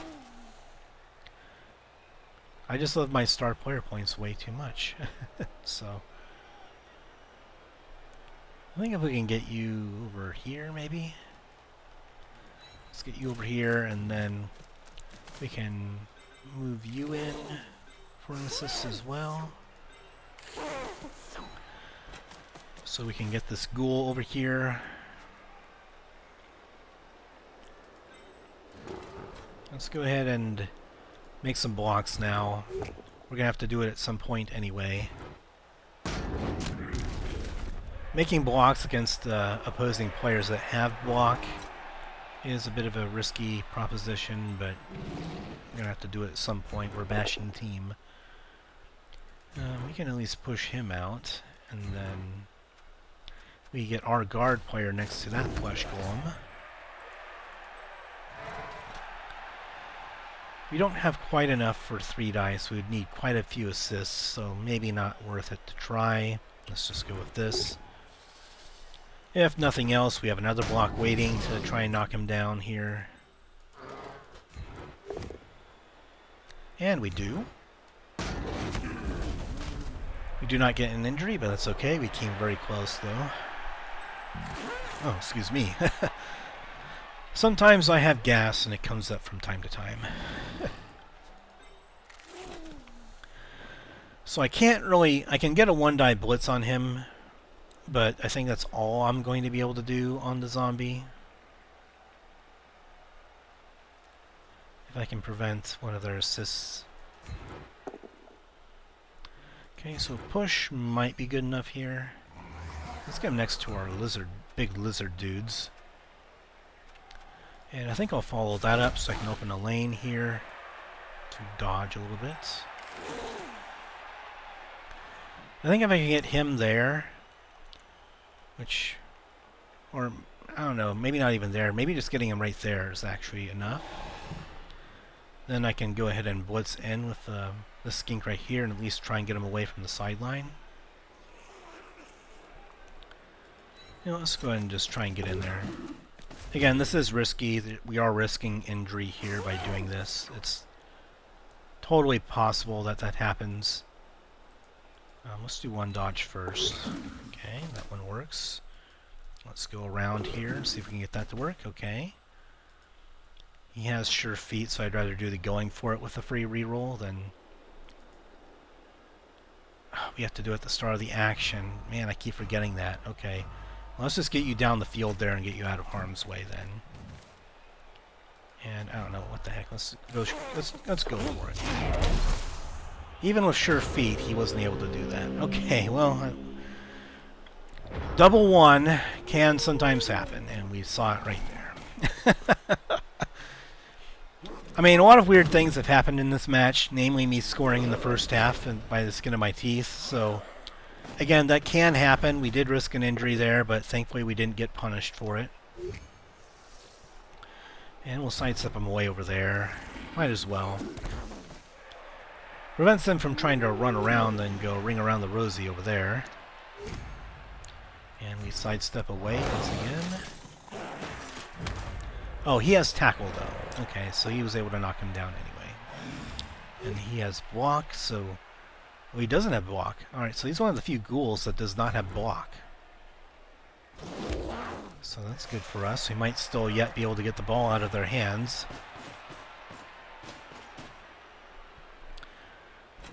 It would have to be a one-die blitz, however, to get the ball out of their hands. So, if that, we would have to free up one of our lizard dudes down here to do that. And let's get you down there. So they attacked with the ball carrier there. That's kind of the right move. They're not going to move very far with him anyway. And thankfully, our apothecary has come to good use because we have not needed it much since then. We have not gotten any fatal injuries here in the second half of the game, so I'm glad that at least that isn't happening with my aggressive setups here.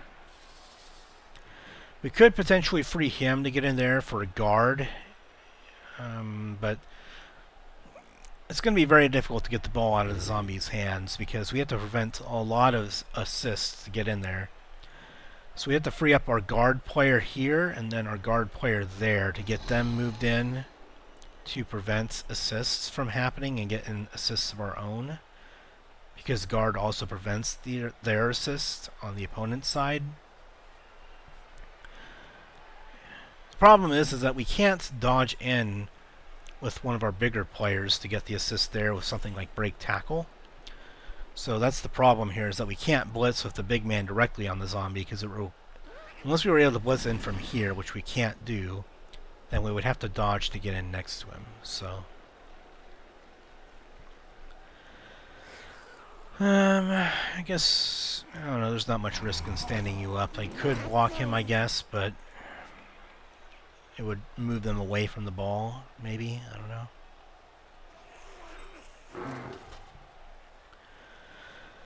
I think maybe just making some blocks down here is probably the play first. Let's go ahead and go for you since you're furthest away. You can't really get in there for a blitz even if you wanted to, so let's just get you in some scoring position.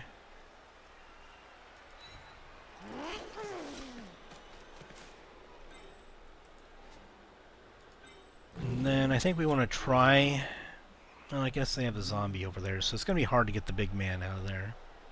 Or big man. The big man. Welcome to Big Man, home of the big man. May I take your order? Okay, so that did not work.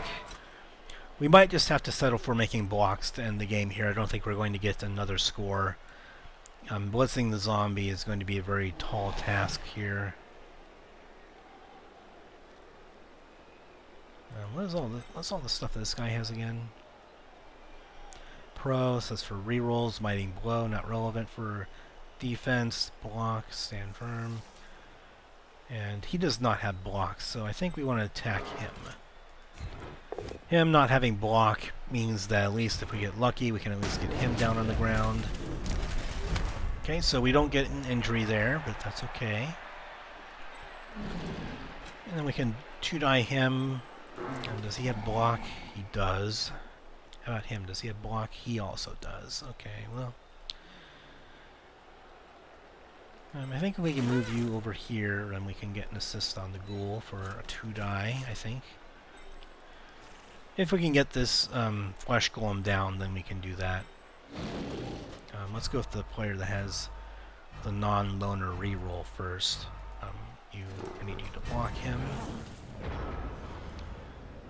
How did I run out of time? Oh, man. The time just really passed me by there. I was surprised that I ran out of time there. I would have been trying to go faster. I just was not paying attention to the clock there. But, yeah, I was taking my turn slower than the zombie is going to move with the ball. That's how slow that I was going. And getting somewhat punished for it by getting some players probably knocked down here, but thankfully we're still going to win the game, and as a result of that, the Chaos Cup Tournament Championship. So I am very pleased with that. So getting that score up there kind of cemented the win. That's also another reason I went for it, so I don't have to worry so much here about losing the game at the last moment or having a tie game take it to overtime. Okay, so it's asking me to put him down there. Okay. Alright, so no major injury. That's good. Stunned or KO'd is pretty much fine here. And they're going for another risky block. We'll just go with a push here. Attacker down would have been nice there. I couldn't go for both down because them having block on most of their players kind of just makes that kind of difficult to do. So, alright, so I don't think that we're going to be able to get the ball here, so I think it's about making blocks here. We only have one Skink that might be able to get the ball with some dodging shenanigans. But even if they do that, again, it would be difficult. Because if we try and, like, we can't really blitz all that well on him because they're going to get assists going. And I would have to free up a guard player to get an assist in there. So I could potentially get some guard players to assist, but again, that's a difficult order. I only have one that I can really do that with, which would be him. I could maybe run him around there if I can get the flesh golem off of him. You can... Well, what can we do? Can we get assists on the zombie, maybe, to make a big block on him?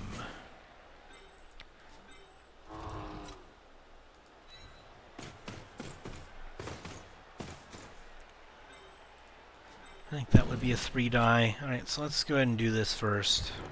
3 dice is 3 dice, so let's do it. Let's get him away. And let's just go ahead and stay here next to the flesh golem. Staying in the spot's pretty good, so we get a stun there. It kind of opens things, the area for him to run through, but mostly we just want to free up our guard player. That does not work. This would only be a... Yep, that would not be good at all. So we really needed to free him up if we wanted to make any play on the ball whatsoever.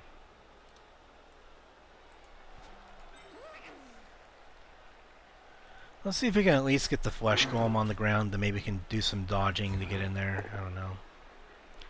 Alright, so we do at least knock him down. Do we get an injury? No, we don't.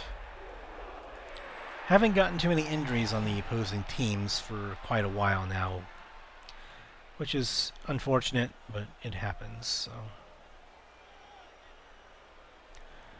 Like I said, I don't know if there's any scenario where we can actually get assists on the ball carrier here. We can prevent assists, I think, but I think we could prevent an assist on...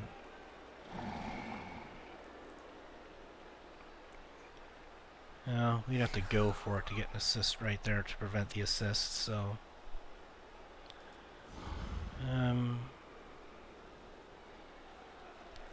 maybe we just have to try it from there. And then blitz on this side if a 2-die against. Stand him up then. Okay, so we get the going for it, and then... I think with you we have to do... let's do this a couple... Oh, jeez. Well, I don't think I'm going to be able to do anything here, so let's just move him out then. And let's get you up out of there. Yeah, I don't think anything's going to be happening this turn, so I'm not going to be bothering with anything with the time running down. We'll just have to be satisfied with what we already have and not take a risky 2-die against blitz on him with dodging in there. So they'll get 1 block, 1 blitz, and that should do it.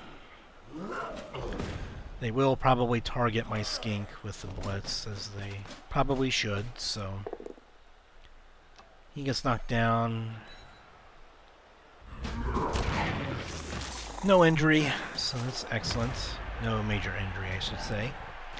Stunned and KO'd isn't really badly hurt, so it's hard to, you know, you have to tier the injuries a bit, so it's like, alright, no injury, that's fine. It usually means a stun or a KO happened on them.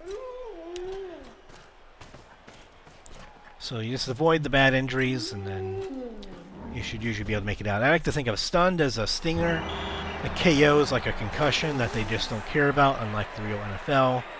That's, you have to worry more about actual concussions and major injuries and stuff like that, obviously, in real life. But in this game, they don't worry about getting smacked in the head. It's like, oh, rub some dirt on it, you'll be fine. Get back in there. You know what you're built for. You're made for Blood Bowl, so get in there. You know. But yeah, so we were able to at least win the game there, and so I'm very happy about that. And I'm very happy we were able to take home another championship, and some very unlikely plays happened there that we were able to somehow pull through on. So that's I'm hoping it's at least entertaining for the audience out there to see very unlikely things happen for our team. And we're not a passing team. We're not designed to be a passing team by nature because of Stunty being on our only agility players, but we were able to pull through and make a pass there at the end of the... we were able to get something going at the end of the first half to score on the very last play somehow. And then in the second half, we were able to go ahead and seal the game with another passing play. So I think that is definitely a good victory for us. And this is the second time I've seen it now to where the other team makes the mistake of hiring a star player for the match, and then the star player steals their MVP award. So they're getting robbed of star player points here because... Okay, so yeah, basically, when you have a star player that's hired, they're on your roster for that game. And so because the MVP award is selected randomly by anyone who's on the roster, that means the star player can get it. It also means that anyone with a nagging injury can get it if they're on the roster for that particular game. So that's why it's a bad idea to keep people with nagging injuries off the roster, because you do not want them to hog star player points and inflate team value and, be a lesser player for the same, team value as someone else. And so that's why you usually want to get injured players off of your team as soon as possible so they don't hog MVP awards, and so you can get someone else going that can replace them without the downsides of an injury.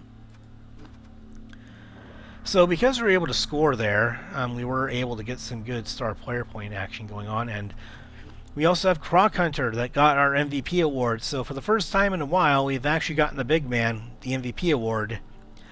And so he was pretty decent in that match. His guard was certainly very valuable for us, so that's actually decently well earned. And then Axel of the Lake played a very pivotal role to our success in this match and got one of our touchdowns and just kind of helped seal the game by helping us get some scoring action going on. So I'm very happy about that. Very happy. We're able to kind of, spread the love around, distribute the wealth. All those other good things about spreading out the wealth, and it's not feeding the poor or anything like that. Obviously, it's not Robin Hood levels of that. But I think that oh, what's this? Are we still in the Chaos Cup?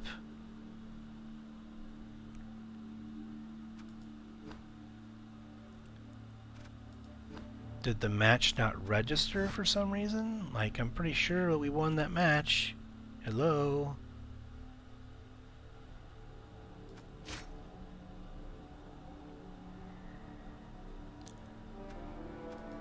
Did it not register my game as having been played? Like, what's going on there?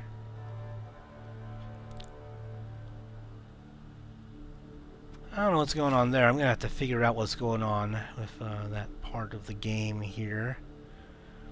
But hopefully it's not going to be of any consequence, I hope. So let's move some more players up. So we honor the sacrifice of Hope of Pahualaxa.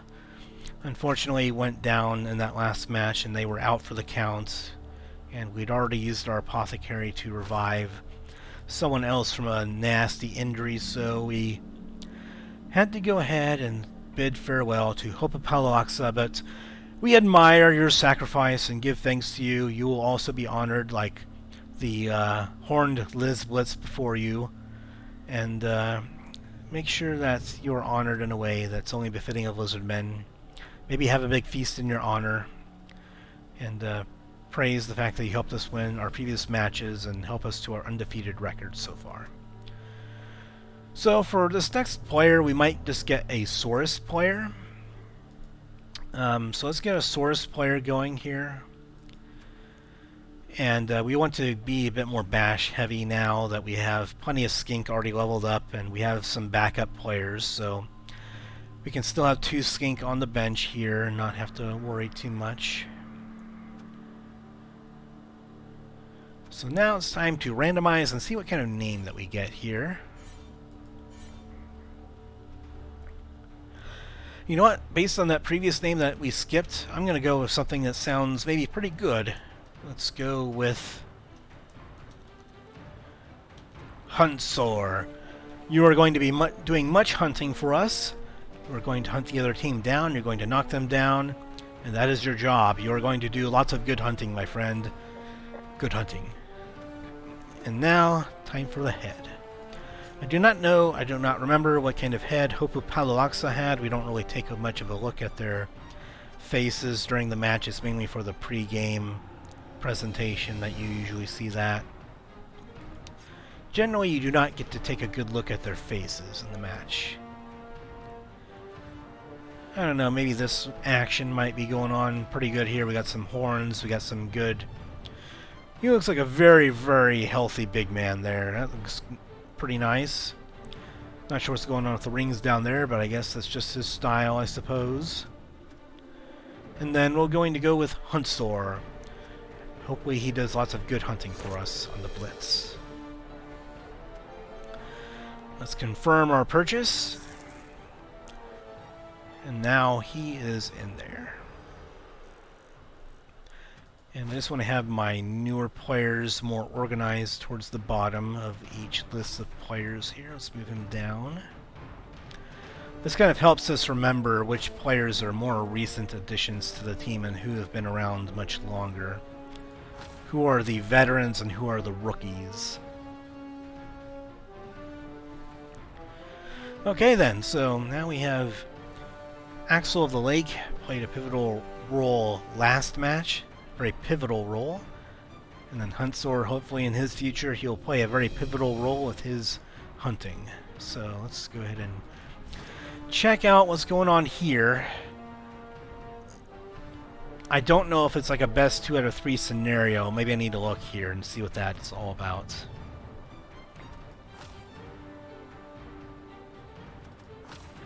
Okay, so what's going on here?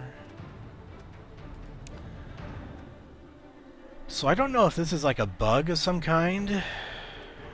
Like, I don't know of any championship that's like a best 2 out of 3 kind of thing.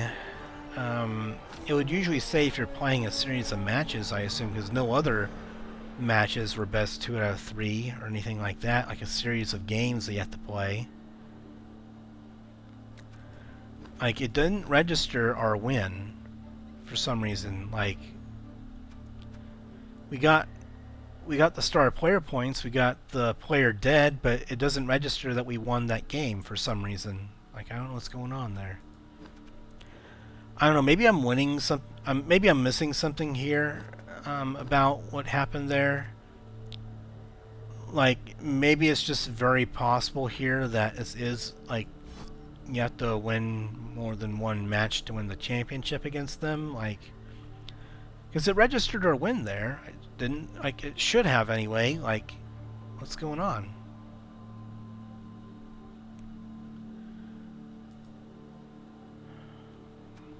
Like, I don't want to have to play another match against these guys. That would just be unacceptable here. Well,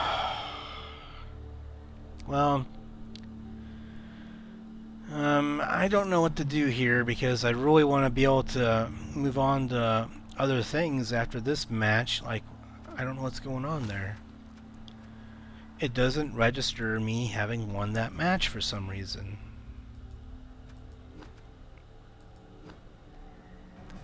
Like, I just don't understand it.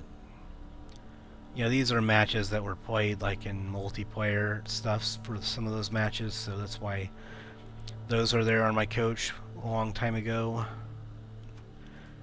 in a league far, far away. Yeah, so it just doesn't seem to register me winning the Chaos Cup.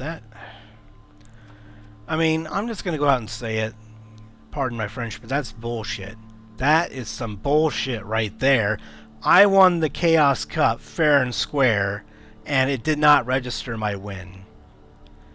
Sadly, the game, I mean, it does have some bugs here and there as far as functionality. Not too many, but there might be some in there.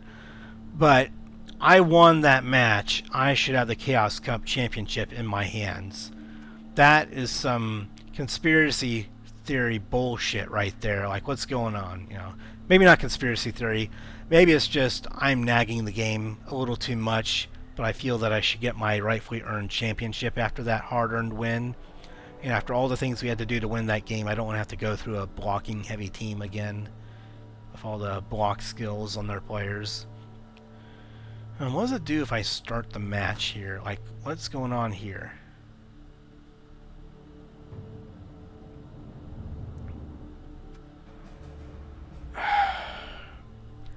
I mean, I might just be forced to play another game in this recording, because I don't want to concede now. What's going on here? So do I have to play back-to-back games to take the championship that I rightfully won the first time? That is some bullshit right there. That is bullshit. Oh. Usually I'm not this frustrated. I mean, I can handle things happening during a match that aren't going my way, but this right here is some... That is some nonsense going on right there. Okay, well... Because it would be difficult for me to, like, pause or end the recording here, you know, I'm just going to have to do this. We're going to have to go for a double header right in one single episode here and deal with their chainsaw bullshit again, so... This is going to be a bit of a lengthy episode for everybody, so get your popcorn ready, but we're going to have to do that all over again. But just know, like, I'm recording this, have it on record, I won the championship.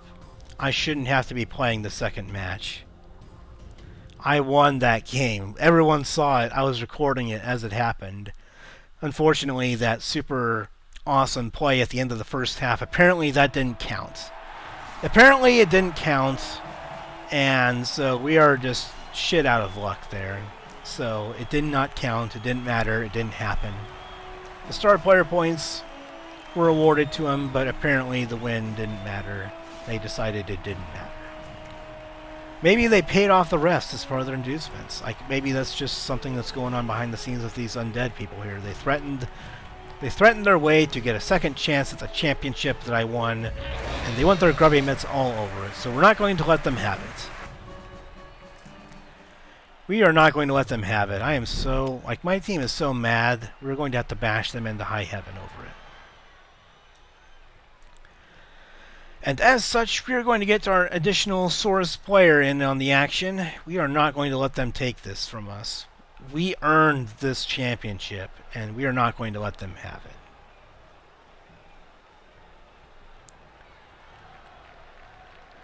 So the question is, who do we take out? Let's go and take him out. I think the movement speed player, we could use him. So I think we'll want him in there.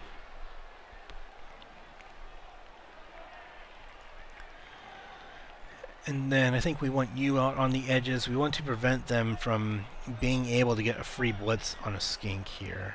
So I think we want to move them onto the sidelines here. And then maybe putting you back there is going to do you some good. You know, maybe doing a more tight formation might actually be better here.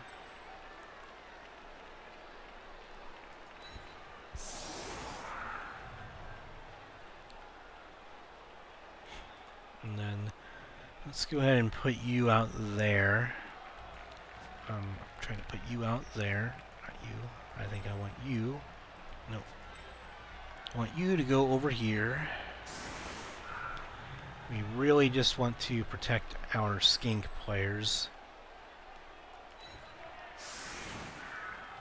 Who do we need to protect from over here? I think Let's go ahead and put you over here behind a good number of people, and then stick you right there into the line. And then let's go and stick you right there. I'm just going with a tighter formation just because I think we want to try and protect players a bit more now that we got all the dead weight off the team. And we do have a lane open up over there, but I think our players are fast enough to where I'm just not worried about that.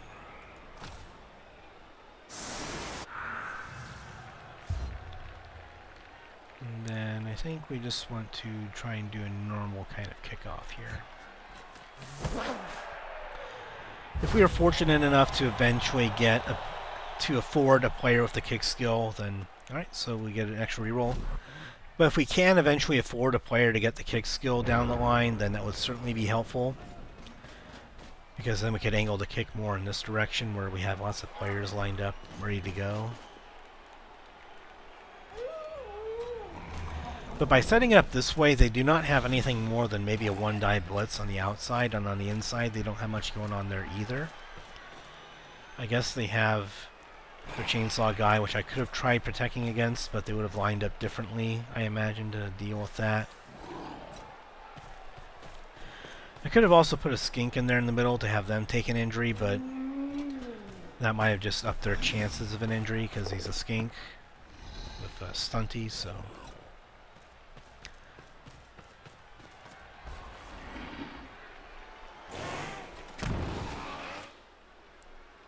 Okay, so he did not get through the armor value, so that's good. I forgot that he had to get through the armor value first, so... At first I thought he automatically made an injury roll. Maybe he just got very fortunate on his previous armor rolls against us that just easily knocked us down, so... and got the injuries on us. So they didn't actually take a true blitz there. They just wanted to get us around and prevent us from getting in there. So if we can knock out that flesh golem, then we can move some skink through there. And then we can get a blitz maybe over here and also open up a lane over there should we want. And that's very possible too. We could get a nice big blitz over there. Maybe even a 3-die blitz if we do it right.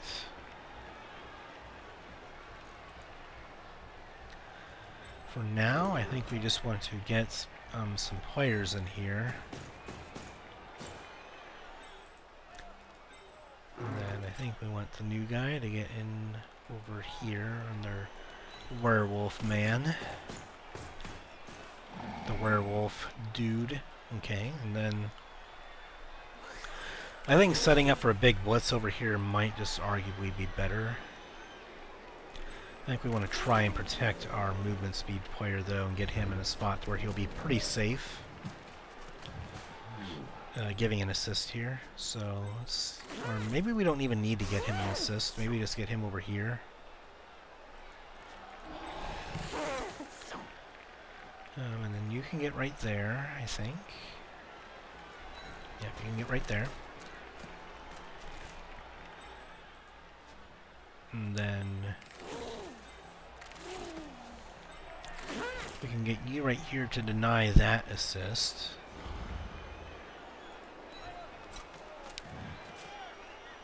And then we can go ahead and do you there, and then unfortunately that's only a 2-die blitz, but it might have to do. I think I need to get the star player out of the way first, though. That might be our first order of business here.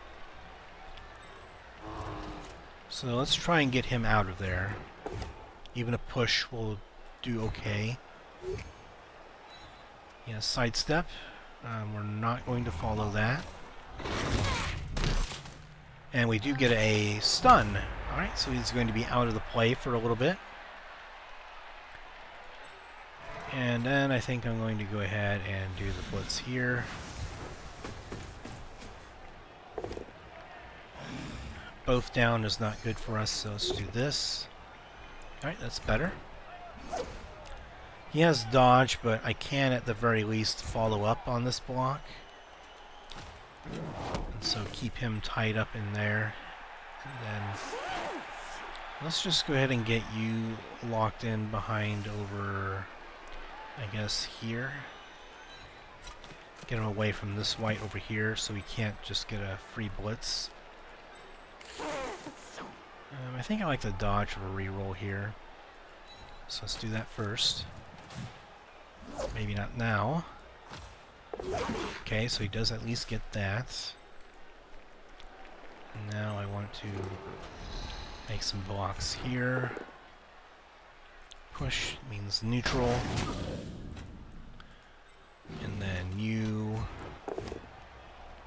Alright, so we get a knockdown here. No injury, but you get him knocked down, so he doesn't at least make a block on that turn.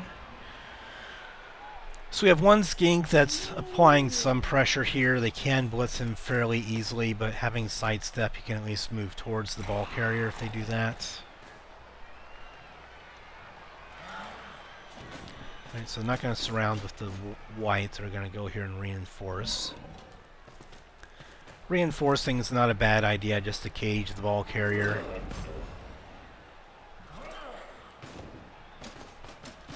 And they're going to decide to blitz my movement speed guy, and they get it both down, which works for them. And he's KO'd.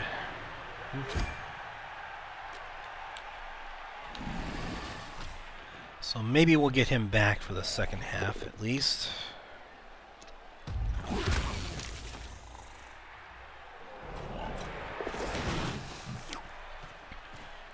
They managed to luck out and get their dodge there, but at least he's only going in that direction. He frees up 3 different players.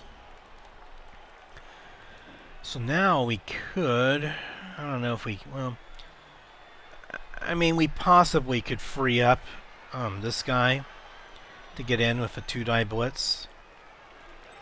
Because he can make a block there.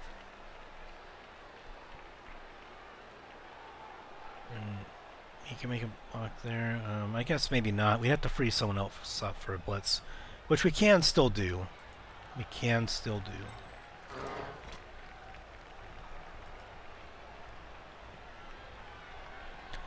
I don't think they stood up their star player though, so their Chainsaw Man is not going to be contributing here again, so...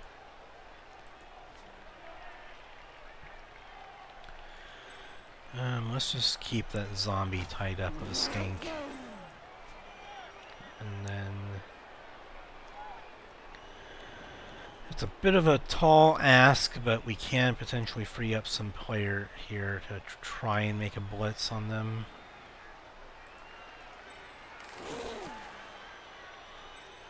The question is, do we want to get someone in there that can potentially pick up the ball? I think maybe being right there is good. And then we have one player that's over there now. You might be able to move through there if we can clear that out. So I think the chain that we have to start off with is just go right to left, maybe.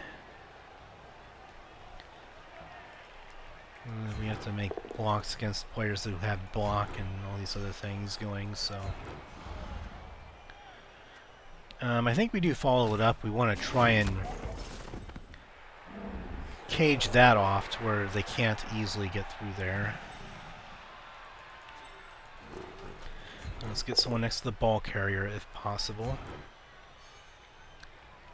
And then let's move him right there.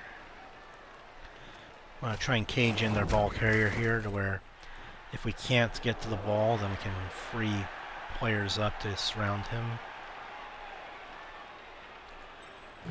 And I think we might want to use you to block him. Hopefully this will work. It does. And then if we can get you on him, I don't know if we can blitz him now, but I mean, maybe a Skink could still actually do it. That's possible. We have 2 block attempts against him, so let's do this. Okay, we get the POW. Knock him down. Injury? No injury. Okay. Can you... Oops. No, not a foul. I don't want to foul. If we go for it, we can get a blitz here. So that's probably worth the risk at this point. We can re-roll on the going for it if we need to. We do make the going for it. We do re-roll this, however. That is definitely worth it. Definitely worth it. And let's follow and get in there. Does put one extra player next to their star player, but right now we need to get in there. Can we get a skink in there? We can. Let's do one dodge at a time, I think. Okay, let's dodge number 1. Okay. Dodge number 2. Okay. Now dodge number 3. Come on, please. Don't deselect him. Okay, and now let's try and pick the ball up while no one's next to it. And let's get out of there. And let's see if you can dodge out. No, no, no, no, don't throw it! Damn it! No! God damn it! Game! I right-clicked. I literally right-clicked, and then I was trying to move him and dodge him out.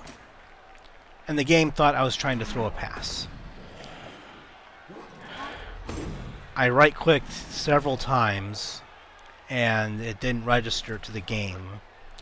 And then I clicked on him, and it said that I was trying to throw a pass. Come on, game. Like, why do you do this to me? We might as well at least just get on the ball here and see what happens.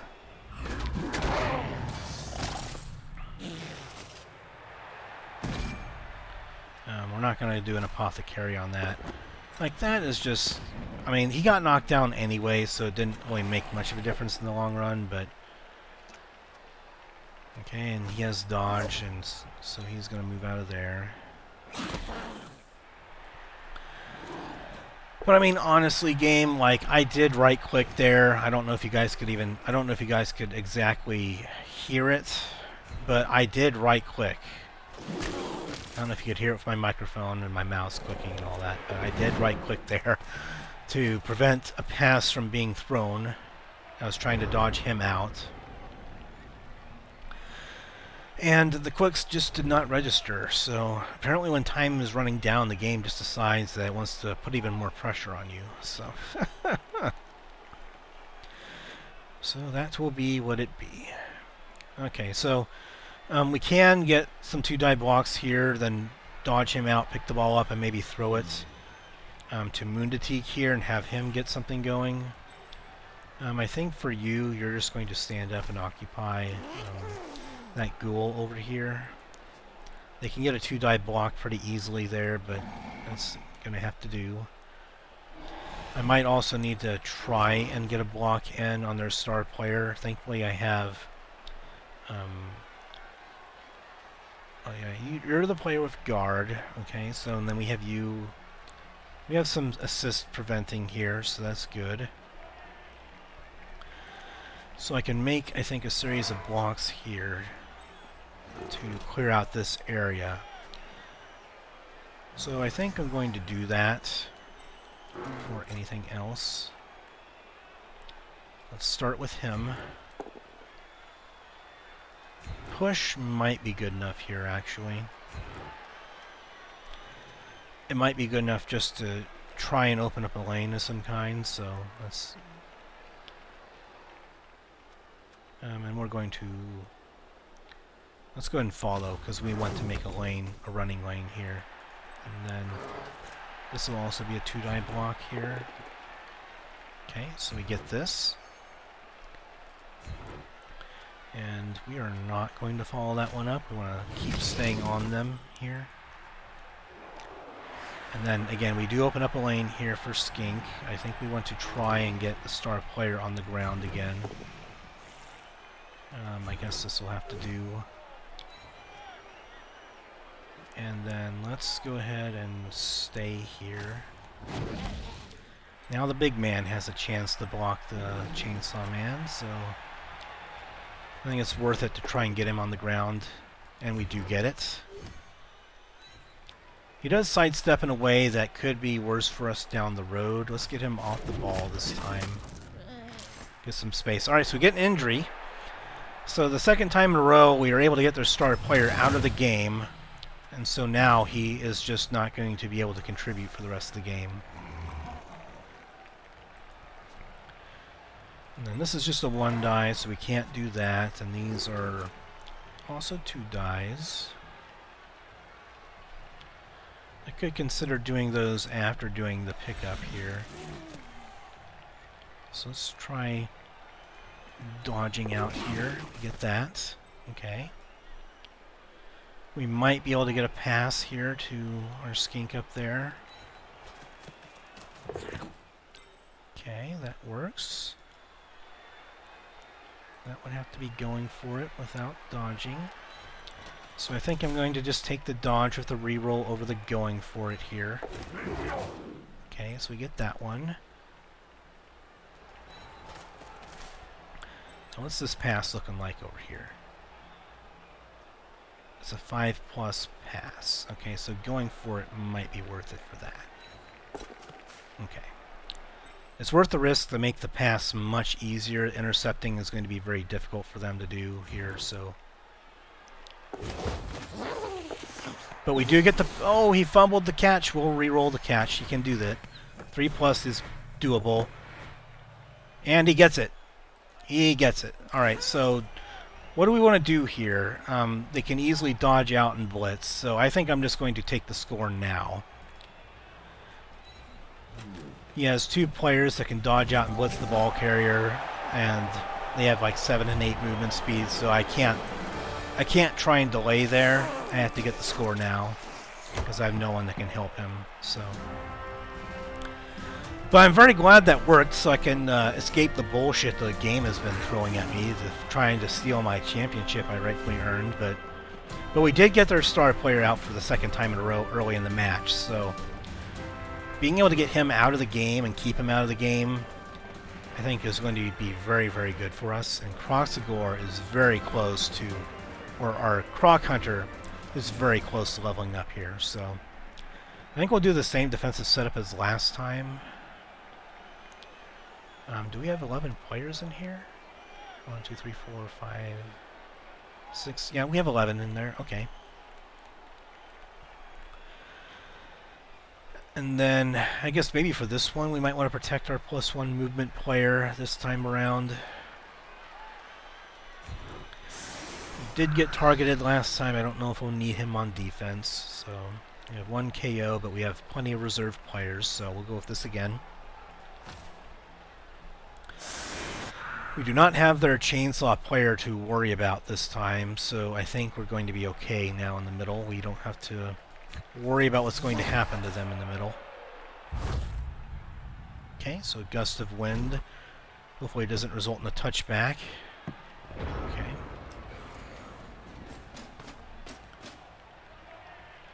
Yep, our 2 guard players being right in there is definitely going to help.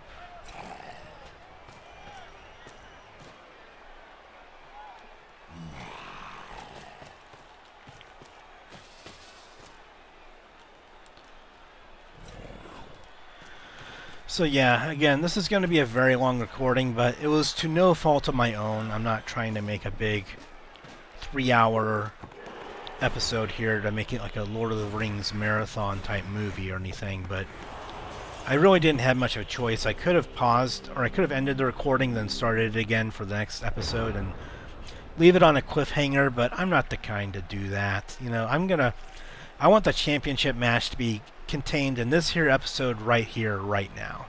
That's what you're here for. You're here for the championship. You want to see who wins it and brings home all the marbles. So, okay, for all the marbles. So we can definitely get a skink in there for the pickup, but I think we want to try and blitz one of these guys on the ball first before doing that. So the question is, can we get you in here? If we block him, then we could get in there, I think. I think you're going to be the one that we want to blitz. I think we might have to I think we might actually just have to take care of this white before we do anything.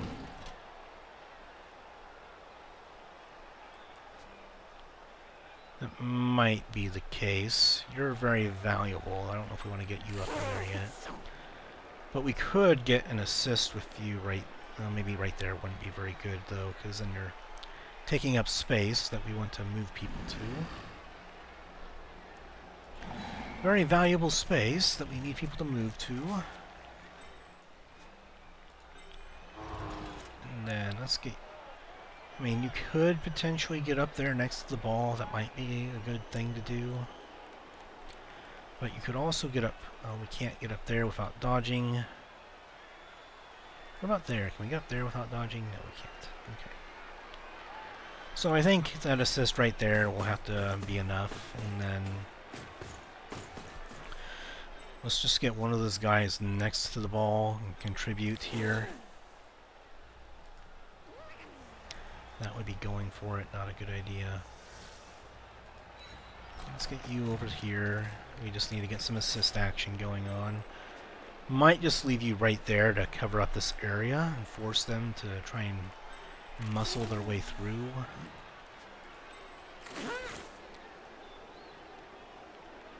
Now, I think this is the time where I think we're not going to be able to get any assist on this guy right here anyway. It is only a zombie, but no, not there. I don't know, maybe we have to find a way to push him. But he has Bonehead. Maybe we just have to go for it here. Accept that. We have to save a reroll for it. Okay, so we have to use a reroll on this. Not ideal, but at least we get the block here. I really like saving it for things like picking the ball up and making passes and things like that. I think following is actually going to be good here. Get two players next to it now. Then we'll get you next to the ball.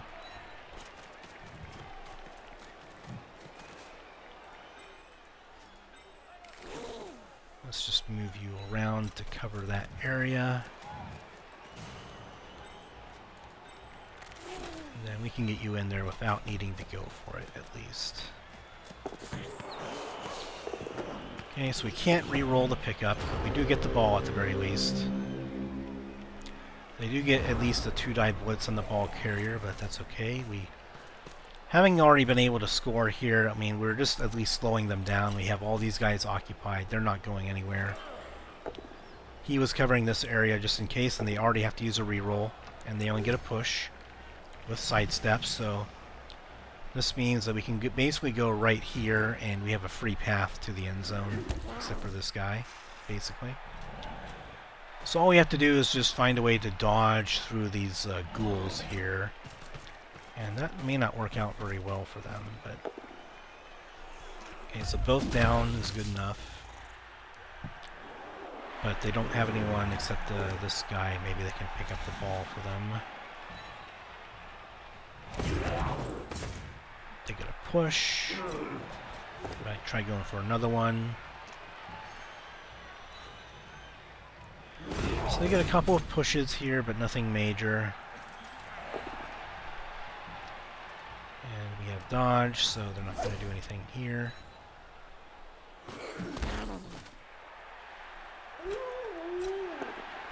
And we still have the Skink over towards the sideline, so...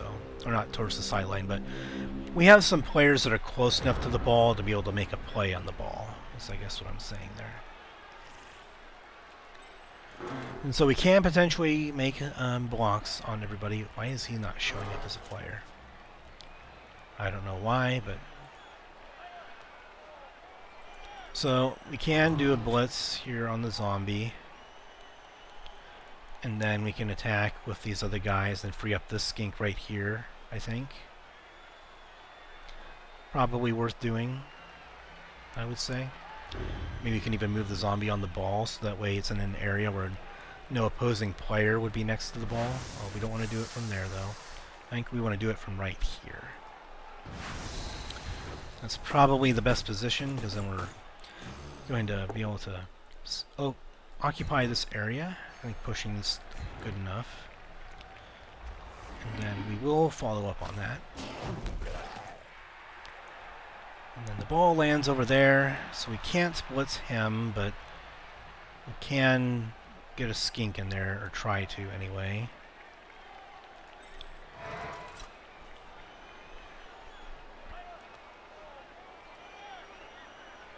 So we can take care of him first. I think that's not a bad idea. We do get it. And now we have a bit of a surround on this white right here, and still can't get a good block with him, but we do have, I think, a good block with this guy on him. So I can also take that as well. I think we don't want to pick the ball up with him, we just want to get him next to the ball before doing anything else. And then I think we go ahead and make a block with you. Pushing is fine. And let's go ahead and follow this up, actually. And now we have him freed up for a lane to go in and get the ball, so let's just go ahead and stand him up. Getting some players next to the ball, certainly not a bad idea. We have a 3-die block down here as well. I think I'm going to take it before doing a dodge. Okay, so pushing is fine. We free up a skink from all this. I think we want to follow that. I think that's acceptable. And now this skink is free to get over here and prevent the ghoul from making a 2-die block on Chaqkoet over there. I can dodge you out. Maybe not a bad idea. I think the blocks down there aren't good enough. I think over here, if we can just get... how far can you get? You can't get that far, but I think getting you over here is good. And then comes the point where I want to dodge. See if we can dodge there first. We used our reroll. Do we want to press our luck? How difficult is the pickup? Well, I think we have to at least try it.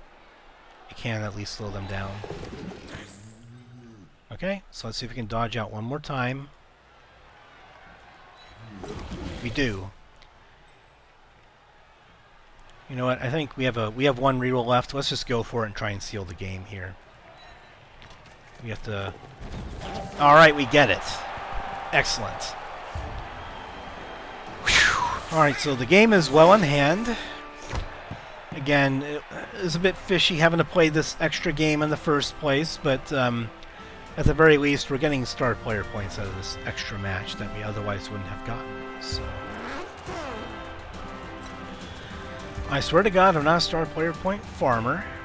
I am just being forced to play this match against my will.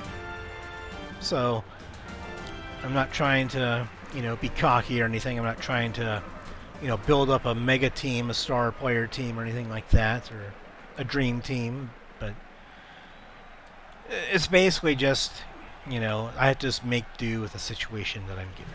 So, I think you being back there is actually fine. Maybe we put you more towards the middle here so you can maneuver around a bit more, but other than that, I think I'm okay with all this. Maybe I might want to switch you around to be on the outside to provide more assists in case there's a block happening there.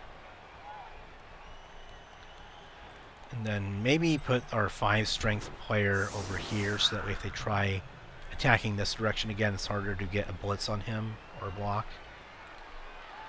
So we have our guard players on the edges there. I could put 5 people in the middle there, but that's a bit too aggressive, and we want to at least cover one sideline and force them to go down the other one.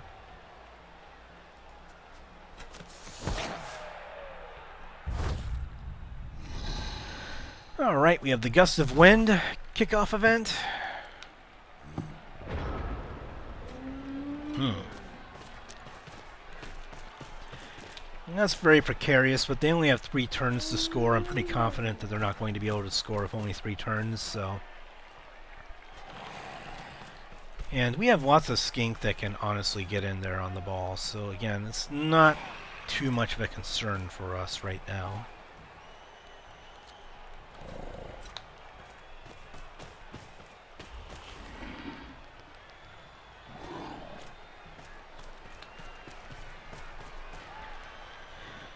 So it looks like they're trying to get...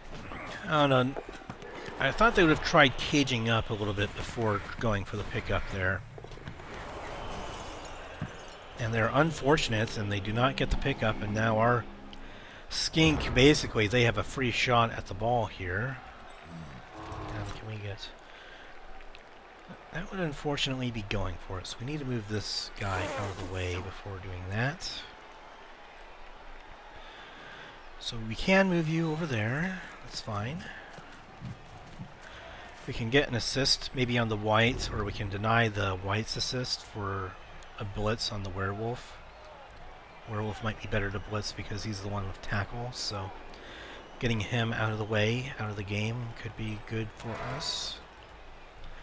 Now you can get over there to get in on the line.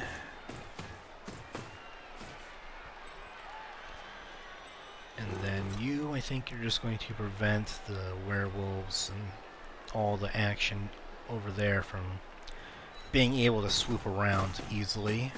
So you can prevent them from doing that.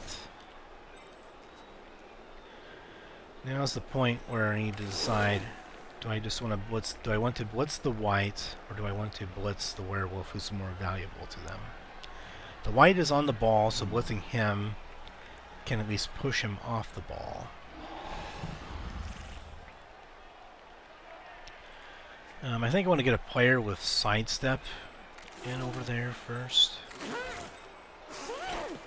So let's get a player with sidestep over here for an assist. Let's get you over here on the werewolf to deny the assist and be on the ball.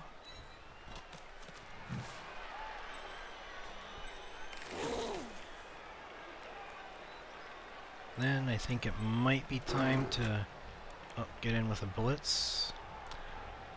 A shame I don't think I can get a 3-die blitz on him, but getting a push would be good enough. So I think I'm just going to go ahead and take it.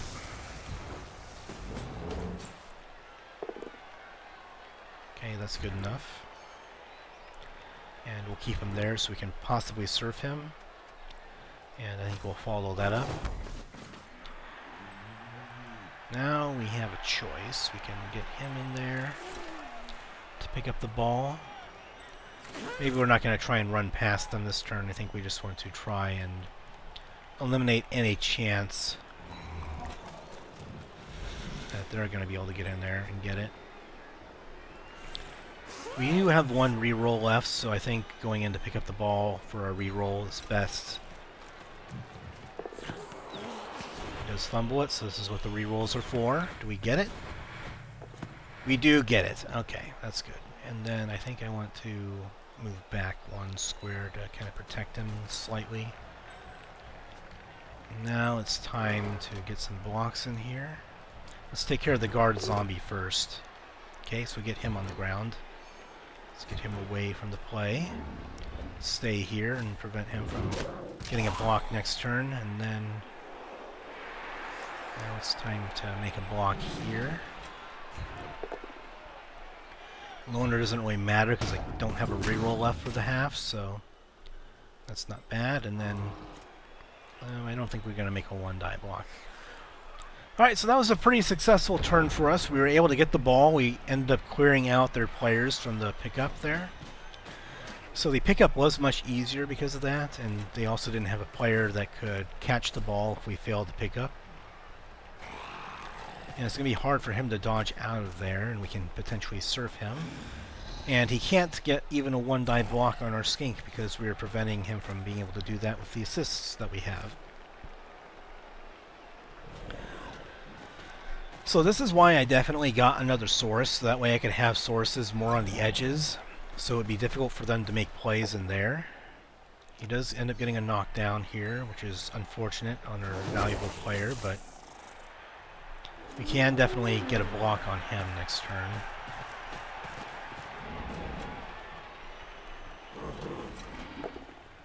Alright, so they have a 2-die there. They do get him down. But they're not really making much progress on this side. Okay, and they do get the other skink down. So they have 2 players right there, but I can easily just dodge out of there, surf him, make a wall on this side, and try and get like a last second score here again. At this point, I don't think that they can get a score here. They don't have anyone in scoring position, so that's not the worry here. The worry is, do I have to worry about players getting hurt? So that's the question here. I think we can certainly blitz him, but it also could be advantageous to blitz the zombie up here as well. I think blitzing him, though, and getting him off of the dodge zone here to prevent him... Like, if we can blitz him and just even get a push over to there, then we don't have to make a dodge to move him out of there, if we're lucky. So, him, he can get a 2-die, but a push is enough, so I think I'm going to go with that. And there we go. Let's get him surfed. We're going to go ahead and stay here, because we want to run off it to the left in the sideline. Alright, so we got a KO there, and a surf, so we were just knocking him around crazy. Skip through that, and then I think now it might be in our best interest to blitz that ghoul and then push him. That would be good enough.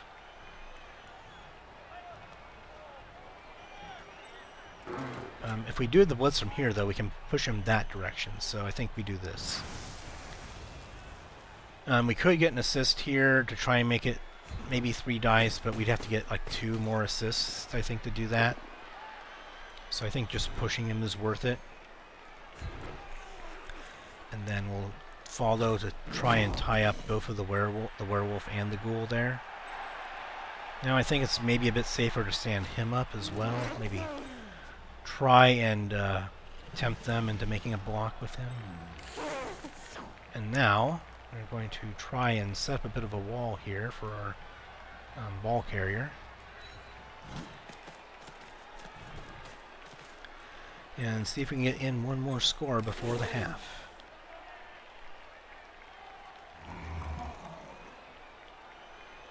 Maybe we just set them up right there. So we'll do these things first. And move you. You have side steps, so the sideline's not a concern. And I think we can dodge you out reliably. You get the built-in reroll. Apparently we're not. But that's okay. At least it's not opening up anything major here. We still have our big guys occupying them in the middle. We have a slight wall here. They have one werewolf that might be able to get a blitz here, but if they blitz him, then they can get a ball carrier next to the ball, which is probably what I would do to force a dodge. They could also try going around here and do a going for it blitz in the front, which might be better too. It depends on which you value. Do you want to force them to dodge, or do you want to try and get a better blitz to try and force them to dodge even more? Let's go ahead and move you right there.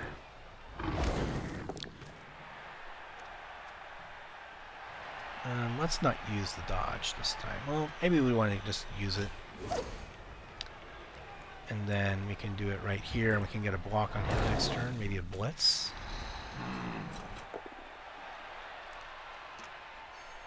Now they're going to go for some blocks down here. They can have a bit of a chain set up if they want it. Okay, so they go for the 2-die on the skink.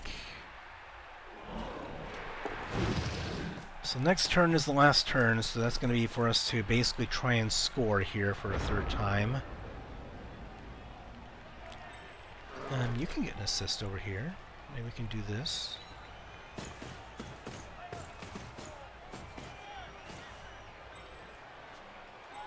And then...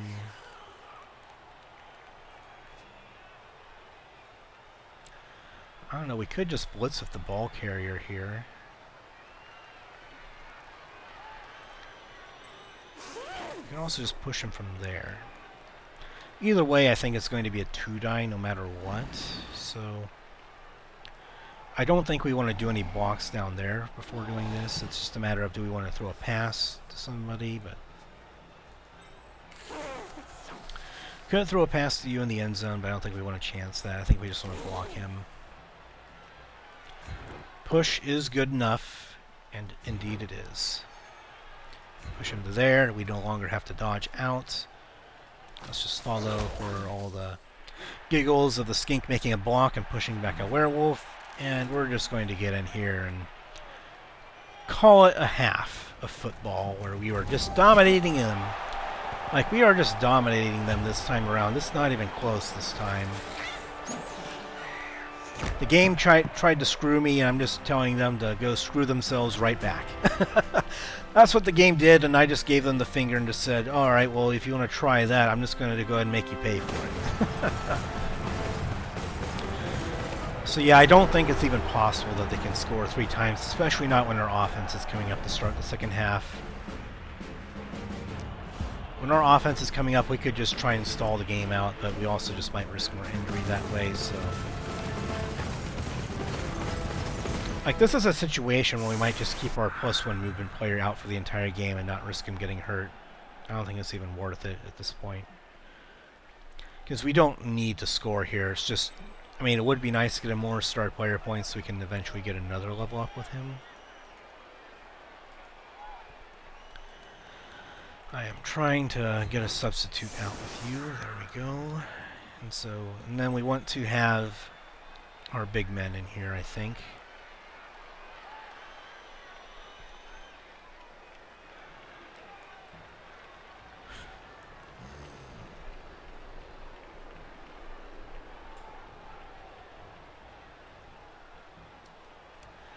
I think I'll keep my catch player in there just so I can maybe throw some passes for star player points, but we'll take out some of the other potentially somewhat valuable skink players here. And I could take you out as well to protect you. Yep, I think I'll do that. I'm going to try and protect some of my valuable skink players. We'll keep him on the field so that way we can throw a pass to somebody with the catch reroll. And having an easier time catching the ball, so. And I think we just want to get as many players just making blocks as we can here. I think you throwing the ball is going to be good for sweet star player points. And then we'll move you sort of up here.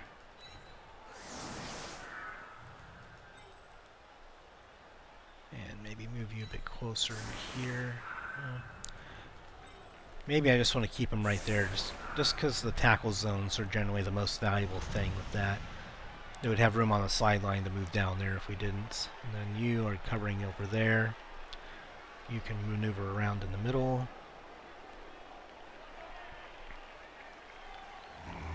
Maybe moving you up here since you have less star player points is better. And then our guard players we definitely want in the middle here. Switch your position here, and then switch your position. And then let's switch you out over here. Okay, so we have, at the very least, we have him open for a blitz on this side. I could also just move a guard player on here and then blitz him so we have a guard player on the sideline too, but I think this will do well for us.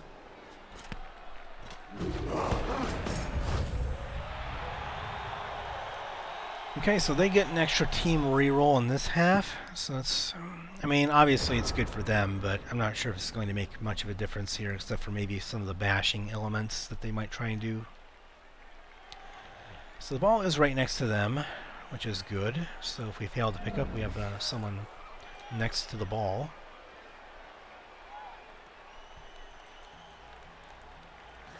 So the question is, what kinds of blocks do I want to make, if at all? So he has guard, so getting him out of the equation can be good. He has a block, so getting him down is going to be a bit of a pain to do. This might be a situation where maybe I just go ahead and do the blitz first. I can reliably get a 2-die blitz on this werewolf here. The werewolf will have block, but I think all of their werewolves and their whites basically have block at this point. And so do their players in the middle for the most part, so there's not much I can really do. So let's just do a 2-die blitz here, and we're not... do we want to do it from a different position? Maybe we can get you over here on the white. Deny the assist, and then we can blitz you from here to cover more area, so that way they can't run through. Alright, so push is good enough. And we'll stay. Help out against the white there, keep a tackle zone.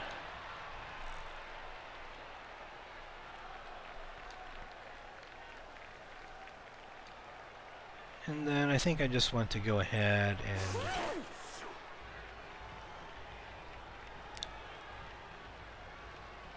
let's just move you kind of behind our big guys here.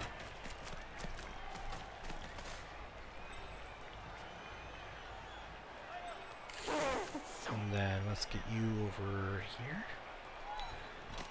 I think I want the reroll for the pickup, so I'm doing this first. Okay, that's very good. And then I think if we throw the pass, we're a bit more protected if we do it from maybe here. I don't know. We have this side kind of covered, so I think doing it from here is actually better. I think let's do it from here. I'm doing it for the star player points. It's the catch is easy. It's the pass that's a bit more difficult. So if we can get the pass going, then the catch is usually a sure thing. All right. So we moved into a safe spot. Let's just get you over here. Have some backup, and then we might move you a bit more inward. Let's get you a bit more inward here to kind of cover things up a bit, and then now I think I want to start making some blocks. Alright, so that doesn't go anywhere.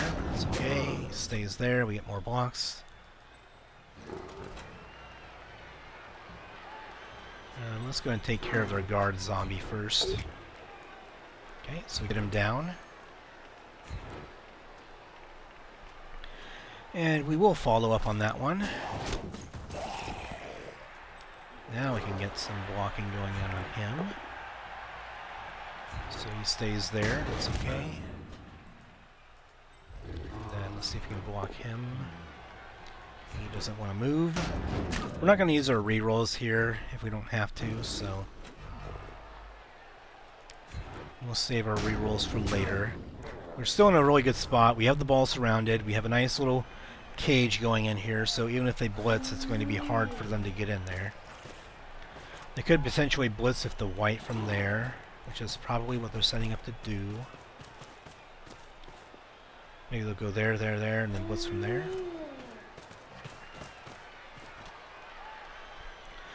They could also blitz from here and try and create an opening, but it doesn't look like they're trying to do that. They could blitz the skink here, but then I can still run up the middle here, because this area is pretty open.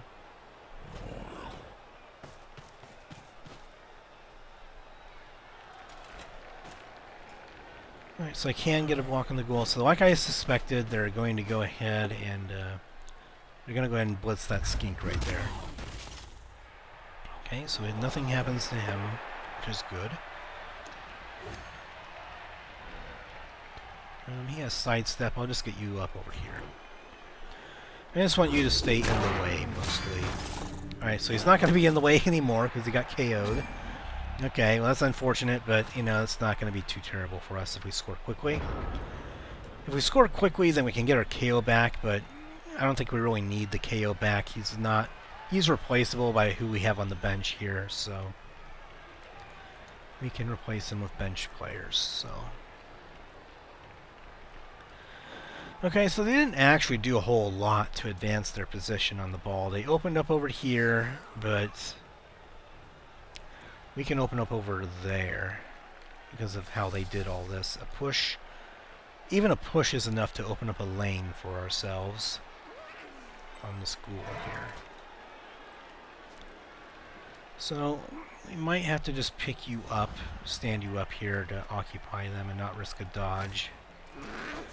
We just need to occupy them. It's going to be a 3-die block, but that's what we're going to have to accept. And then we're just going to go and get you up here first. So you're making a bit of a wall here for our guy. Let's see if we can at least get a push on the ghoul. We have rerolls for this if we need it. Push will do fine. I think we want to move him right here so he's out of the dodging lane, and we can also get extra blocks on him. I think we're going to go and just stay though. And now we need to try and make some extra blocks on him to get him out of the way. So if we do this, then we can block him in that direction. So this is good enough.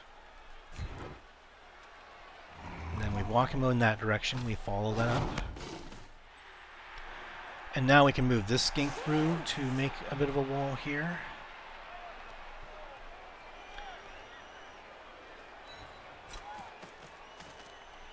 So we have tackle zones pretty well built up. They can get a blitz in with their zombie potentially, but depends. Can we get him down? I think they have too many assists for that. So I think we just have to kind of move him through. Maybe just moving him through right here to be in the middle might be good, but you know, it might just be better just to have him safe here, surrounded by my players. So maybe just doing this is better than putting him out in the open to get blitzed for a 2-die blitz by a zombie. But at the very least, we have him in scoring position by putting him there, so we can get him in there.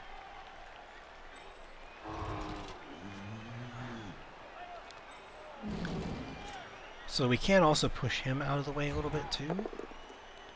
Oh, we get the knockdown. I guess he has stand firm, so we can't really push him out of the way. Okay, well, that's an alternative. We just injure him to get him out of the way. But yeah, stand firm, we couldn't push him anywhere, but we can get him out of the game that way. And we have an assist here, so I think I'm going to go for this one. And we get it. Let's have him right there. We want to follow it up to keep someone on there. And we get a stun in the process. Okay. Can we get a... Yep, we can get a 2-die block on him here. And he's going to stay put. Alright, well I think that was a very good turn for us. We were able to get one of their flesh golems out of the game. We got a stun over here. We have a lane opened up. And we have a little bit of a protective wall going on here. They can still get a 2-die blitz over here. But I have so many players around the ball that we're going to have the ball surrounded if he gets blocked into the ground, so... But yeah, we basically have the game won at this point. Now it's up to, do we avoid injuries, and do we score more points? Do we get the star player points racked up against these guys after they tried to cheat us out of our championship before? Alright, so they aren't going to re-roll that, so that's good for us. And they get what they need. An injury. Okay, an injury. No long-term effects, so I'm not going to apothecary that. We can afford to deal with badly hurt. We have a bench for people coming in to replace players for this particular game, so I'm not worried about that. And it's our turn already, and honestly, we can open up a lane here and maybe try and get in for another score. So let's go ahead and get you in for an assist right here, I think. I think if we do this, we can get a 3-die block on the white to prevent them from... Alright, so Bonehead activates. That's unfortunate. We do not get an assist now, but that's going to have to... We're going to have to make do with what we have. If that body wasn't in the way, then I could just move this direction and not have to worry much about it, but...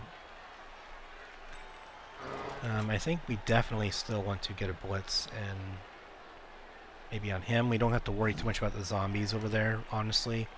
We have to worry more about like the white and the werewolf down there. I mean, we can just go ahead and block the white, then blitz a zombie. Maybe that's the better play here. What's the block looking like on the white right now? So I think we have to get an assist down here to get a 2-die, or 3-die, I mean. Oh, we have to dodge to get over there? Oh, we have to dodge through his own tackle zone. Okay, so getting here is what we have to do. Now, if we do it here, I then believe that we have a 3-die. Alright, so let's do this. A move is good enough. Alright, so we get him knocked down. And let's follow it up. Injury. Alright, a KO. That's good. At least we're getting some of their better players off of the field here for this. And then we could also blitz the werewolf, but I think blitzing a zombie and just keeping this guy on the werewolf might be better. So let's blitz you from here, I think, and then we can push you away. I think a 2-die is good enough, and we have the reroll. As long as we have the reroll available, it's still a good blitz for us, and then we can move him over. Let's move him over here, because then he's further away from the ball when he gets back up, and we'll go ahead and follow on this one.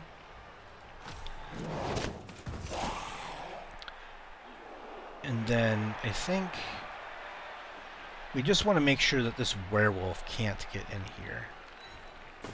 I think we're more worried about the werewolf dodging than we are about a zombie trying to dodge out to get our ball carrier here. Now, you can get into scoring position here and dodge you out and then go for a pass, but I don't know if we need to do that, honestly. There's no need to risk it. Can you guys... You can go for it and dodge and do all that nonsense, but... you do not have sidestep, so I don't want to get you right next to the sideline on this one.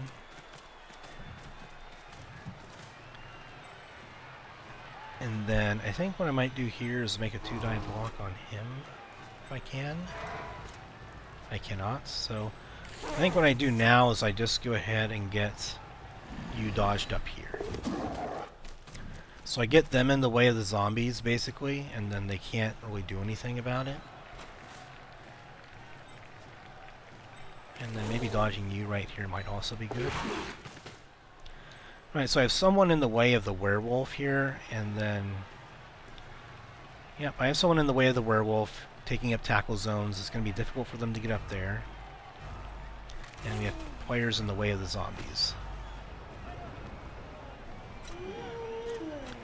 They can still potentially move the werewolf up the sideline, like right there. You know, I did leave one tackle zone open by not moving the blitzing player further over that direction, but I couldn't get him further over there without going for it, so I didn't want to do that. I mean, werewolves are still pretty decent dodging players, so he could still potentially have dodged out of there, but it would have been at least 1 or 2 dodges if I could have gotten right there, having to dodge through here.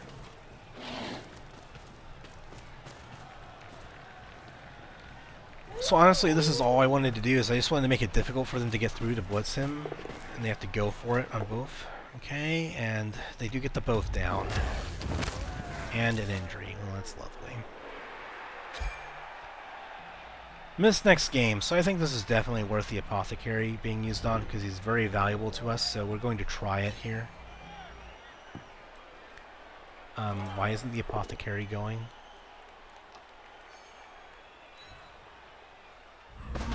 I'm fairly certain I used the apothecary there. It didn't let me do anything, though. Okay. I don't know what's going on with the game. I'm pretty sure I clicked the apothecary there and it didn't let me do the apothecary. I mean, maybe the footage tells me otherwise and I'm mistaken, but I'm pretty sure I left-clicked on the apothecary right there. And the key here is that because they didn't follow up on the ball, now they don't have anyone on the ball. Which means I can basically dodge my way to a score. Well, and I can blitz them as well, so that's also something. So what I can do is I can blitz this ghoul right here, and even a push is good enough. And then by doing that, oh, I can also get him in for an assist, I think, too. If he wants to move. He does not. He wants to sit there for now. Alright, well, that's okay. We will be able to make do without him if he doesn't want to move. We can get you in for an assist, so let's do this. I don't know if we can actually get a 3-die block on him. That's the thing I'm more worried about. So we can't get 3 dice on him, so that's unfortunate, but yeah, I think we just need to push him away, and that should be good enough here. Just a push, and then we free up our skink for just a free pickup attempt here. Alright, so we have to re-roll that, so we don't get to re-roll the pickup here. But we do at least get this block here to push him away. And we'll stay there. And then let's just move you up on the ball in case something happens at the pickup attempt here. You can also get a 2-die down there, but I already used my reroll and I don't want to fail to pick up the ball. Or at least I don't want something bad to happen down there and then they get to pick up the ball, basically. So let's do the pickup, and if we do, I think we just go ahead and score.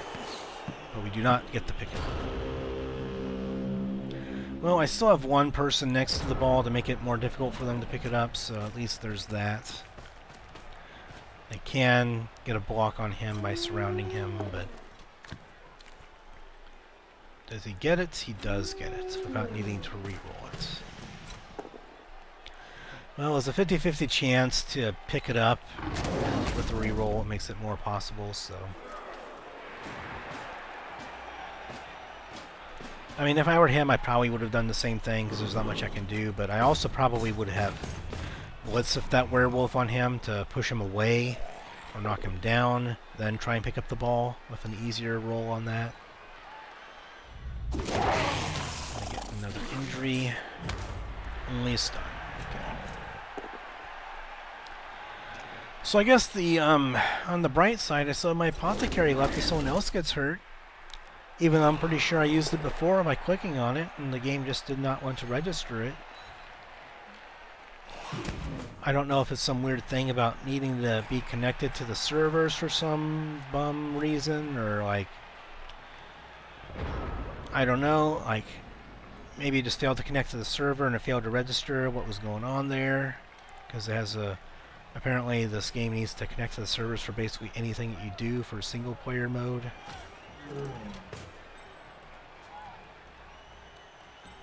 But like I said, we'll make do. We have spare players on the bench here, so we're not short of players that can come in later, but the key here is just trying not to get ourselves killed here.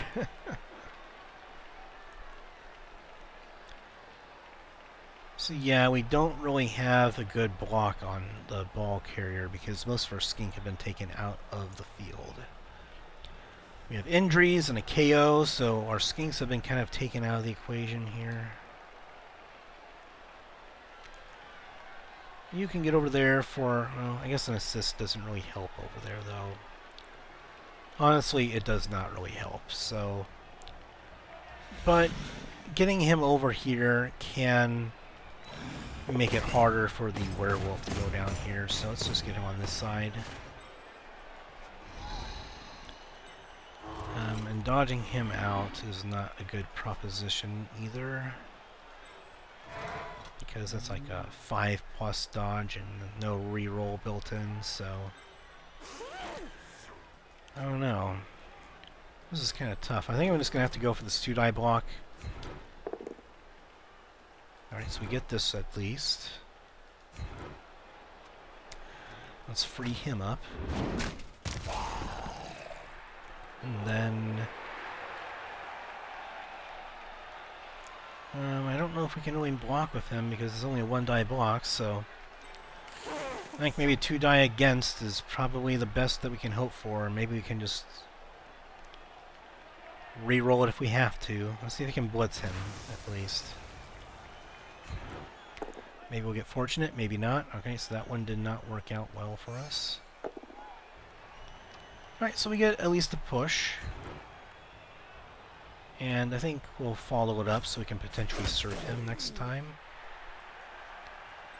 Maybe we just need to kind of push a zombie off here. Okay, so we do get it. Let's move him over there. Let's not follow up on it. No injury. Okay, well, the game doesn't want to give me injuries, but, I mean, again, there's not much you can do to help that, so... It's Blood Bowl, you know, it's RNG, things are randomized, they're dice rolls. At least he can't dodge out of there very easily, and their zombies can't get over there to help him all that easily either. You have to dodge out to get over there, probably. They could walk down there, then move some guys. But we have 2 players waiting for the ball carrier, and that's good enough, I guess. But since they're not moving, they're not really going forward, so they're no threat to score, and we can try and get a surround on them again. We might almost be in range for the big man to blitz too with going for it. And Frenzy did not... Well, I guess it did work out for them because he has both down. And he has blocks, so that allows him to do that. Okay, time to pick you up. And you're going to occupy the white.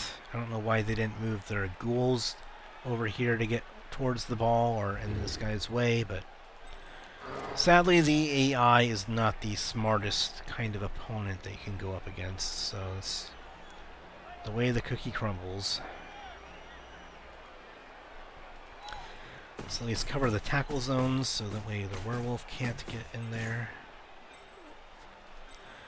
You can at least provide an assist for a 2-die block here. And then you can go for it once to provide an assist.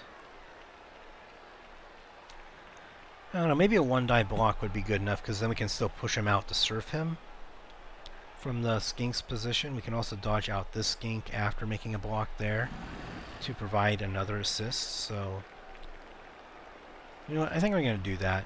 That's a pretty good sequence. So go for it first and see if we need to reroll it or not. Okay, so the loner did not come into play there, thankfully. Okay, so I guess since we stood him up, we can't move him, but that's okay. We have 1 assist there. That's going to be good enough. We can also, let's get him up here. There's probably no point in doing that, but keeping the werewolf occupied does have some value there. Because he's very fast. So I think what we can do here, since we have not used our blitz yet, is that we can just go ahead and blitz with him, then move him after the blitz to get an assist on the werewolf block there. So I think that's what we're going to do. Blitz him, declare the blitz action, because I need to remember to do that. We'll blitz the zombie here, and we get the POW. It's very nice. And let's move him over that direction. And we'll stay. And he makes zombie noises as he goes down, and then now we're going to go ahead and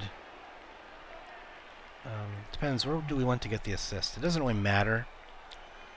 I think getting him right here covers both the back and the front side, so we'd have to dodge out 3 times.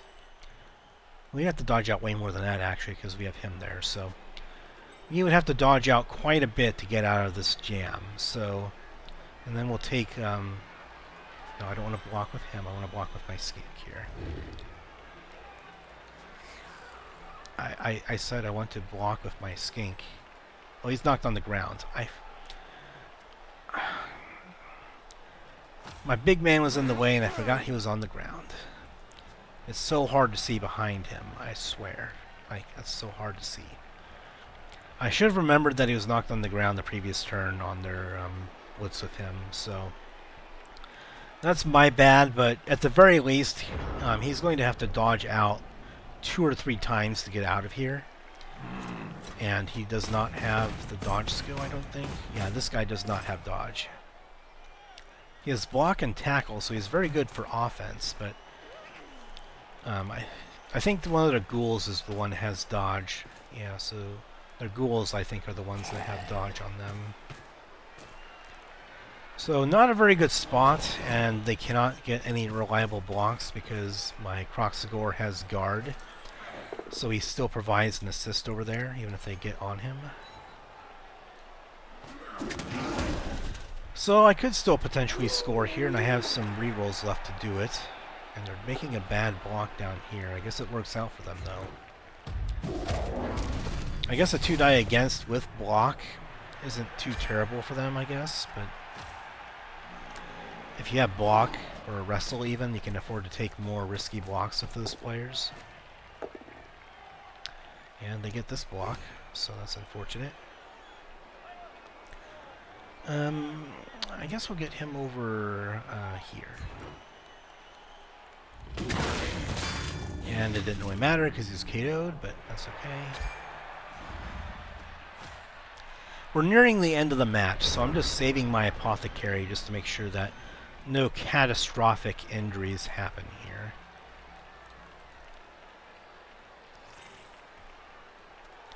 So we're very short on players, but we have the players where we need them to be, which is on the ball. And we do have 1 skink left, so we can still potentially get the ball and score. I think the key here is, I think we might want to blitz him up there. I don't know, do we? I think we knock him down, we might want to knock him down away from the sidelines so the ball doesn't bounce around everywhere. So yeah, maybe we just do this block first, and we have an assist on it, then we can do a blitz after this. Okay, a push is good enough. And I think we'll go ahead and stay here. He doesn't have guard, so he's not going to provide an assist or anything, so. And then we're going to blitz from here. If we knock him down, we can knock him down there, so that way the ball can be picked up by a skink much better. Okay. So if he drops the ball, we'll have to see where it lands. Let's go ahead and stay here first, so we have an opening for our skink, depending where it falls. We're not going to re-roll the catch on him. Alright, so over there is perfect. Now we can move you over here. And now we can get a push on him, I'm hoping. We have our team reroll left, so if we push him out of the way, then we can make 1 dodge, I think. Is there anyone behind there that I have to worry about? Yes, there is. Okay. So I can dodge out twice, I think, or once if I get a full knockdown. Okay, so we got the full knockdown. And we're going to stay because I want to run through that square that he was occupying. Injury? Yes, we finally got another injury, and we got to level up on Chaqkoet, on our Croc Hunter. Alright, so Mystic's game. Alright, well, sucks to be that ghoul, but, you know, good for us that we finally got the big man to another level up. So things are looking up, as it were. No pun intended. But, so now let's see if we can dodge out of here. Come on, please do it. Okay, thank you. And then, now it's the moment of truth. Can we get him through this square right here? Nope, I think, oh yeah, the werewolf's down, so we move through here, and let's see if we can pick it up. We can re-roll it. Okay, so this is where we use the re-roll. And does he get it? He does! And he's going to get the glorious touchdown. Axel of the Lake, you too are getting a level up. You are quickly turning into a rising star for the Sea of Red. Axel of the Lake, which also kind of makes sense because lizardmen, I assume, are going to be in very water-heavy environments. So Axel of the Lake does make sense for the thematic purposes. So, and all of our knocked outs stay out, so it's unfortunate, but at this point, they're just getting one turn to bash our skulls in, and we're just going to have to grin and bear it, like champs that we are. I guess we have the unique pleasure of being two-time Chaos Cup tournament champions, because we just won the championship match twice. Maybe if we win it 3 more times after this, we can do the Booker T thing and do like 5-time Chaos Cup champions. So, and just a wrestling reference for anyone that's not familiar with the Booker T, but basically it was just kind of a shtick of this wrestler from the 90s and the mid 2000s or so, who would generally make that sort of quip that he was like a 5-time champion and he held the belt 5 times. But the odd thing is that in pro wrestling, holding a belt a certain number of times basically means that you had to lose the belt at some point and then regain the belt. So in wrestling, it's not always like a great thing to brag about. Maybe in like another professional sport where you only win 1 championship a year, it would be more to brag about, like Michael Jordan winning 6 championships. So we'll see. This is kind of irrelevant how we set up here, but let's just move our skink back here. And, let's move you back here too. You're getting a bit valuable for us, so we want you out of there.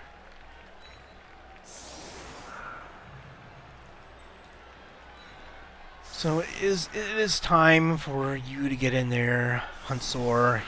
You've done a bit of hunting for us, but we need you to get in there and take one for the team.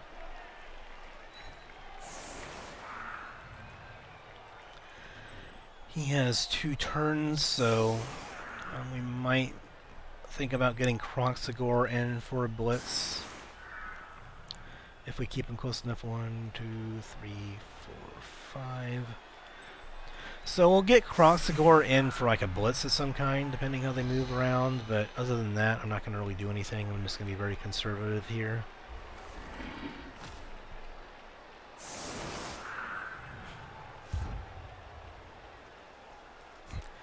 So yeah, basically I'm just giving our Croc Hunter a blitz. That way he has a potential chance to get in an injury with his Mighty Blow. So maybe with Mighty Blow he'll be able to go ahead and inflict some punishment on them.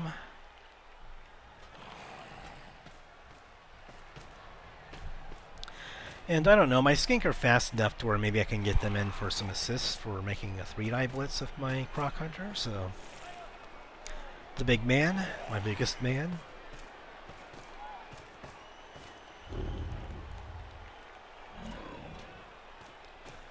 Yeah, and if we had 2 turns left, then, maybe we could consider having our Skink into a position where we could score next turn, but even then, probably not worth it at the end of the match, because we just want to avoid the injury bug. And they fail to pick up, and they have to use a reroll, but they have plenty, so it's not really a big deal for them. So failing to pick it up is really of no consequence, because the other team does not tend to pass the ball unless they're like an Elven throwing type team, but throwing is usually for losers for the AI. Basically, unless they're playing elves, they don't tend to throw the ball, in my experience.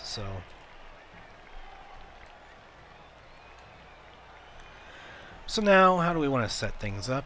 We don't have any guard players in here, so these blocks are going to be difficult. So it's basically up to try and get a blitz going, I would think. And you're the least valuable Skink that we have. So let's put you on the outside edge.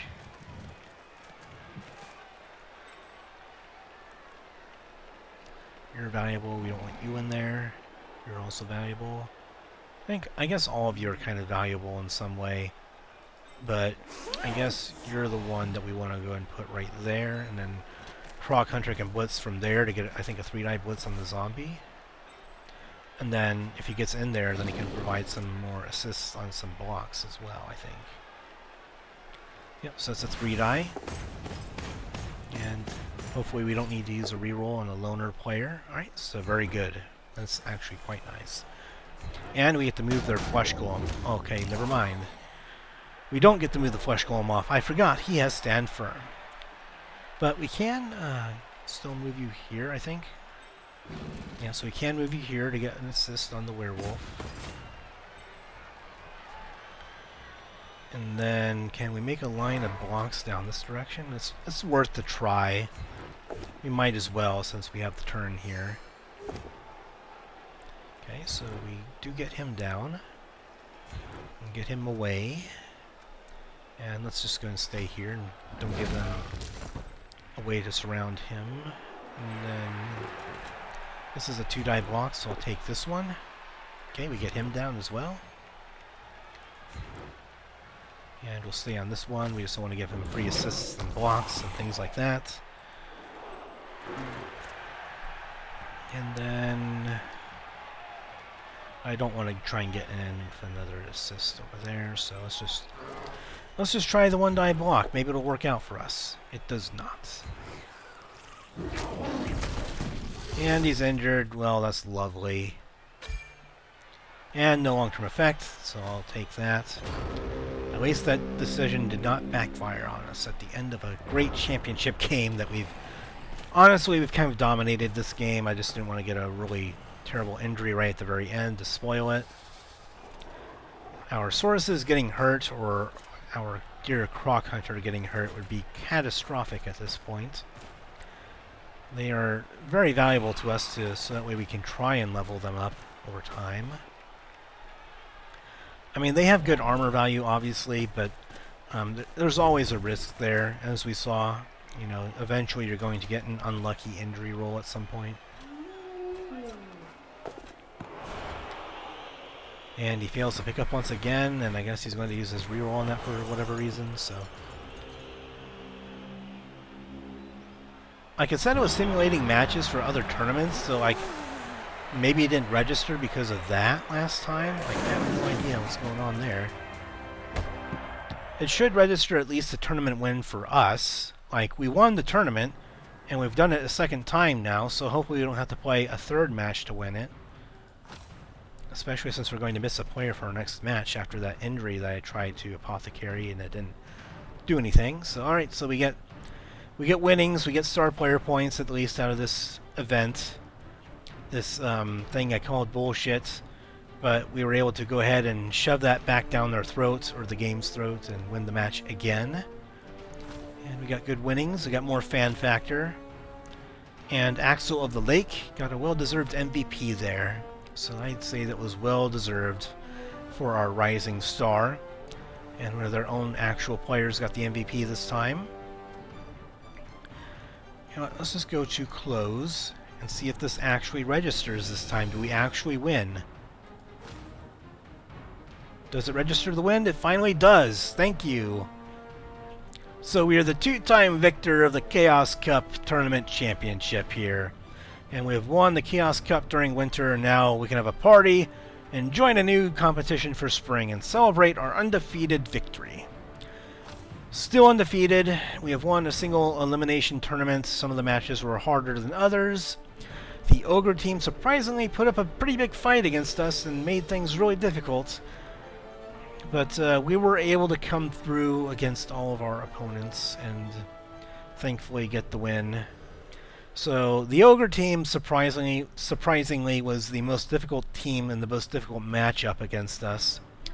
And I think it's because their players got 2+ dodges, their Noblars were able to get 2+ dodges in.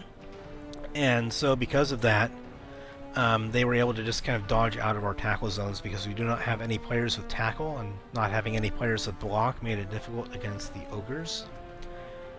Alright, so we won the Chaos Cup. It's finally completed after a second match. We finally ended up taking home the championship with 2 victories, because 2 is better than 1 in any game terms. So, but of course, we did suffer one downside of having the extra match, and that is that Iztacotol suffered an injury and he's going to miss our next game. But at the very least, his team value isn't going to, or his very high value here is not going to inflate our team value for our next match. So, and having 13 players means that we still have 2 reserve players waiting on the bench, so that's still good. Still good for our next match. So let's see what we get on Croc Hunter. How does your level up look, my friend? You have been very, very good. You've been bashing in some heads. Oh!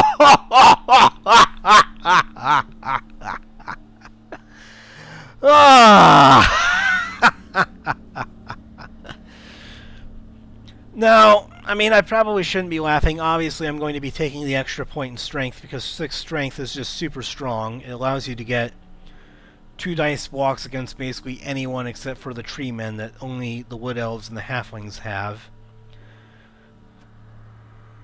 I mean, getting double 6s is too rare to pass up the +1 strength boost, obviously. Even on a skink, this would be super valuable to have to make him a good blitzer.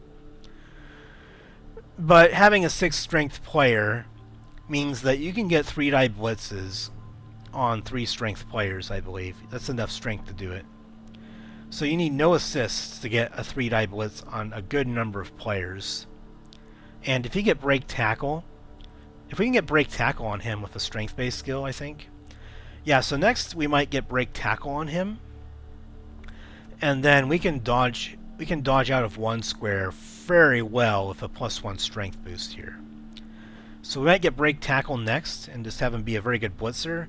Obviously block would be incredible on someone with such high strength, but +1 strength is just... There are very few players that you would ever pass up a +1 strength for. It would have to be a very good passing type player on like an elf team or maybe an Amazon team. But we're taking this, we're taking that and not looking back. Yes, I do want to confirm, don't fuck up for me. I was hoping that the game wouldn't like bug out like it did when it bugged out at the end of the first game that we played here. So that is awesome. I am glad to get that. That is sweet. Like, it's so incredibly rare to get a +1 strength on one of your strength players. Like, that is so awesome. Makes up for the fact that basically every other level up roll that we've gotten has been a very disappointing, boring type roll. So, the game did force us to play 2 matches, but in return, Croc Hunter got leveled up. He got +1 strength. You know what? I'll take the good with the bad here. And we get a 10. So that's a... I mean, I'll definitely take another movement speed boost on a skink. That's very good. Axel of the Lake, he's a rising star. So, you know, having him get in on the catching action is going to also be very good. If he gets like a +1 strength, then obviously I could give him strength and make him a very good blitzer. And then I could also go ahead and getting a +1 agility too would also be great to make him a great catcher and great ball carrier to pick up the ball and throw it, actually. So our level ups here have gone extremely well, despite, you know, again, I was kind of frustrated earlier on that we didn't get the championship that we earned, but we got it now, and we're getting some very good rolls to kind of make up for it on our level ups. So the game is finding a way to make it up to me. It's like it's listening to what I'm saying here, and it understood my frustration and what I was saying, and it rung a bell with it. So, alright, so we just won off from doubles or a 10, but that's going to be okay too. So you have dodge and sidestep already, so we could go for sure feet again to have a pseudo movement speed boost. We have 2 players that have catch already. Leap isn't particularly good unless we got a strength boost with him to make him a blitzer of some kind after getting knocked down, but I mean, catch is obviously useful too, just to have extra options to be able to throw the ball to. But I mean, sure feats come up to be like an extra movement speed boost in and of itself because it gives you the insurance to go for it. And you can go for it one at a time. If you use your reroll on the first one, then you can choose not to go for the second one and risk it. So I think that sure feet's good. We already have sidestep and dodge here, so sure feet allows us to just maneuver a lot more. Sure feet's definitely a lot better than diving tackle, so sure feet at least gives us the potential to get some movement speed going in.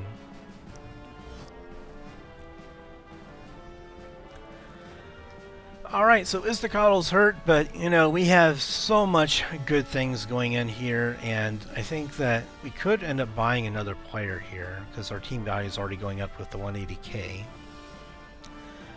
You know what? Buying a Saurus and just being able to substitute my Skink in and out and protect our players a lot better on defense might be the play here, because we want to protect our movement speed Skinks. That's probably a good idea. So we could grab another Saurus and just be a switch to a kind of a bashing team. We got a 6th strength Kroxigor here with Croc Hunter doing some hunting. So let's go and get another Saurus player here. Our team rerolls are already good enough. 4 team rerolls I think is well and good for us, so we don't need any more right now. 4 team rerolls tends to be enough because our Skink have the built-in dodge rerolls already. Sure Feet gives us a built-in go for it rerolls, so let's see what kind of names that we can come up here. Mazda. Mazda seems to be a common randomized name that we come up here with the derivatives of the different names. Tenqulaticus. Chaqkoet.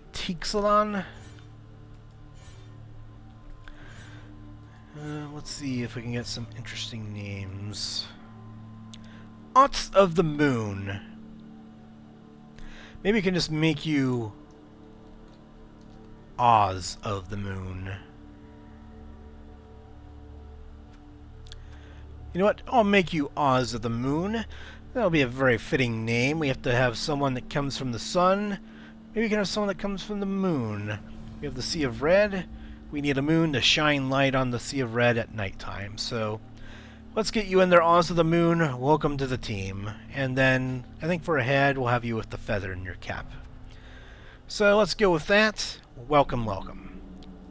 May many KOs and knockdowns be in your future. To the other team, that is. Inflict them on the other team. Don't get knocked down yourself. That's not what you want. Okay. So we retain the player count for the next match because we've been doing well on our winnings and winning matches, and we don't really need team rerolls here. 4 has been good enough for us. Unless some other team gets the Halfling Master Chef, 4 rerolls has usually been good enough.